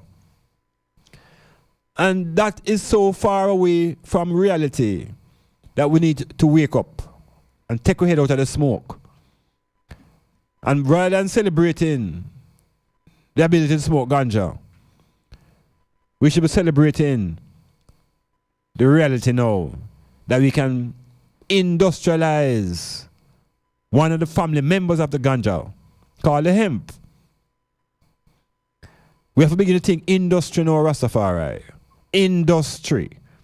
Industry leads to employment, and it leads to owning of production. And as much as laboratories and the making of medicine seems good, I said it is better if I focus on getting hemp factories together. Because hemp, which is the cousin to the smoking ganja, it has several uses, including paper, textiles, biodegradable, plastic. It can make fiberglass. And there are so many modern uses for the hemp plant that we are being smoked out by concentrating and trying to help these foreigners develop a medicinal aspect to ganja. I must think about being manufacturers. And this is a perfect avenue to move into the manufacturing class through our agricultural skills. So there is twine, there is rope, there is nets, canvas, tarps, carpet. All of these things come from industrial textiles. There's printing paper, filter paper, newsprint, cardboard packaging. You have fiberboard, cement. In terms of foods, you can produce salad oils, margarine, cooking oil. In terms of industrial products, we can make oil paints, varnish, fuel, solvents, lubricants, putty. It is unbelievable the number of products that can be made from the hemp plant. Yet everybody running down the smoking ganja. Everybody celebrating how much plant them can grow at them yard. But there's no manufacturing. There's no employment for our youths. There's no ownership of production if we continue to run down ganja for recreational use. Mr. Rastaman need to lead the revolution and liberate the hemp. We need to industrialize the hemp. Think industry. And we have a difficulty thinking industry because even in the area of sports that we are so dominant, we are yet to formalize an industry for sport. But Rastafari must lead this charge and begin to focus on the development of a hemp industry, wherein youths can see what they're working for and that the money can be realistical. So you have a crop that can be generated 3 crops a year that requires no pesticide and no herbicide. And yet, there's no focus on the building of a hemp industry. I want a man send I to hemp tune, you know. I say for the longest time, our artists must begin to build hemp songs. Songs that glorify hemp. Songs that emphasize the production of fiber. Songs that emphasize the development of the seeds, where we can provide hemp seed oil. We can provide animal feed. There are too many products that can take idle hands out of the inner city communities and make them useful.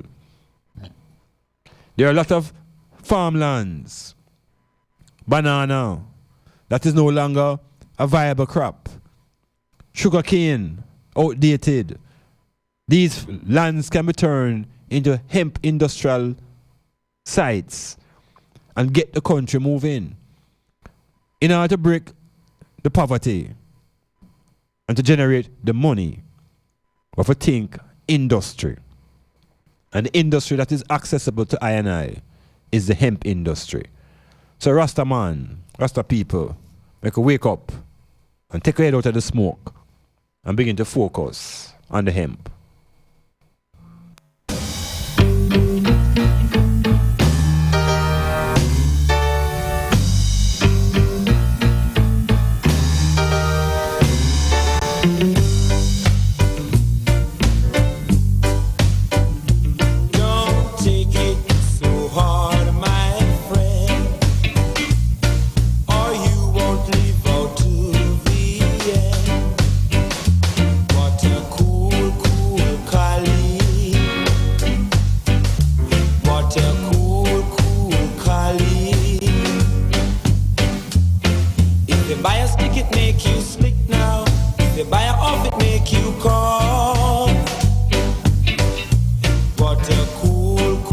The hemp tune.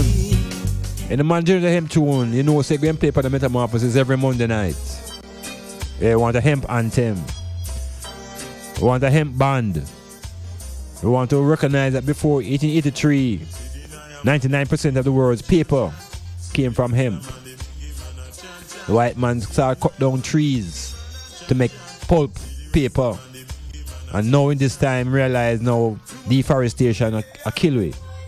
So he himself is going to return to hemp. We don't have to wait for the white man to lead us to hemp. We have the vision. We have the knowledge. Make us just set it in place. Put some of our money together. We need a pilot project for the first hemp plant that will make Rasta paper. Yeah. Or Rasta cloth. But we have the capacity to be manufacturers and not just consumers. Metamorphosis.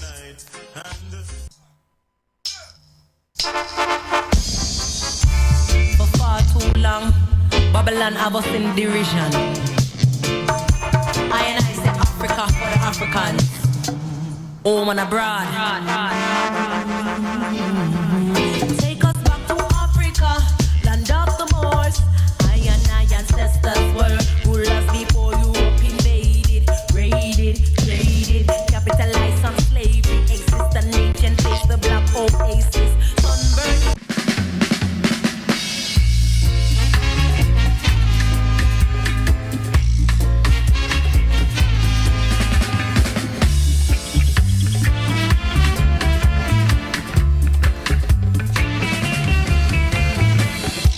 Do you know social living is the best?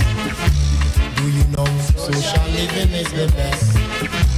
Do you know social living is the best? Do you know social living is the best?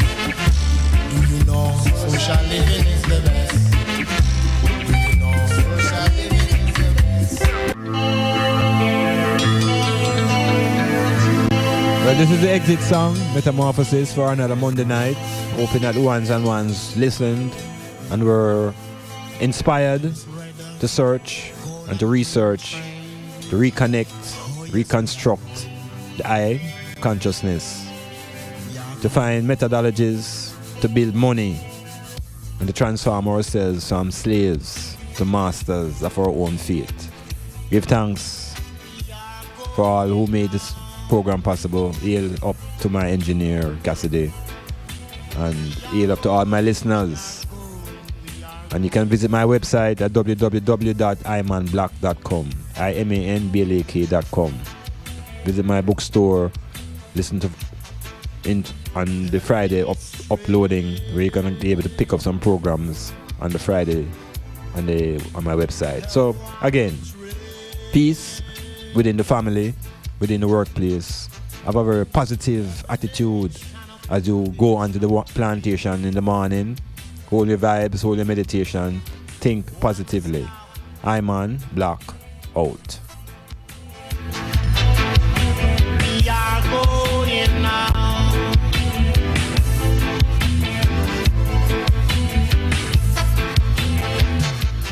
This is Styles 96.1, the People Station.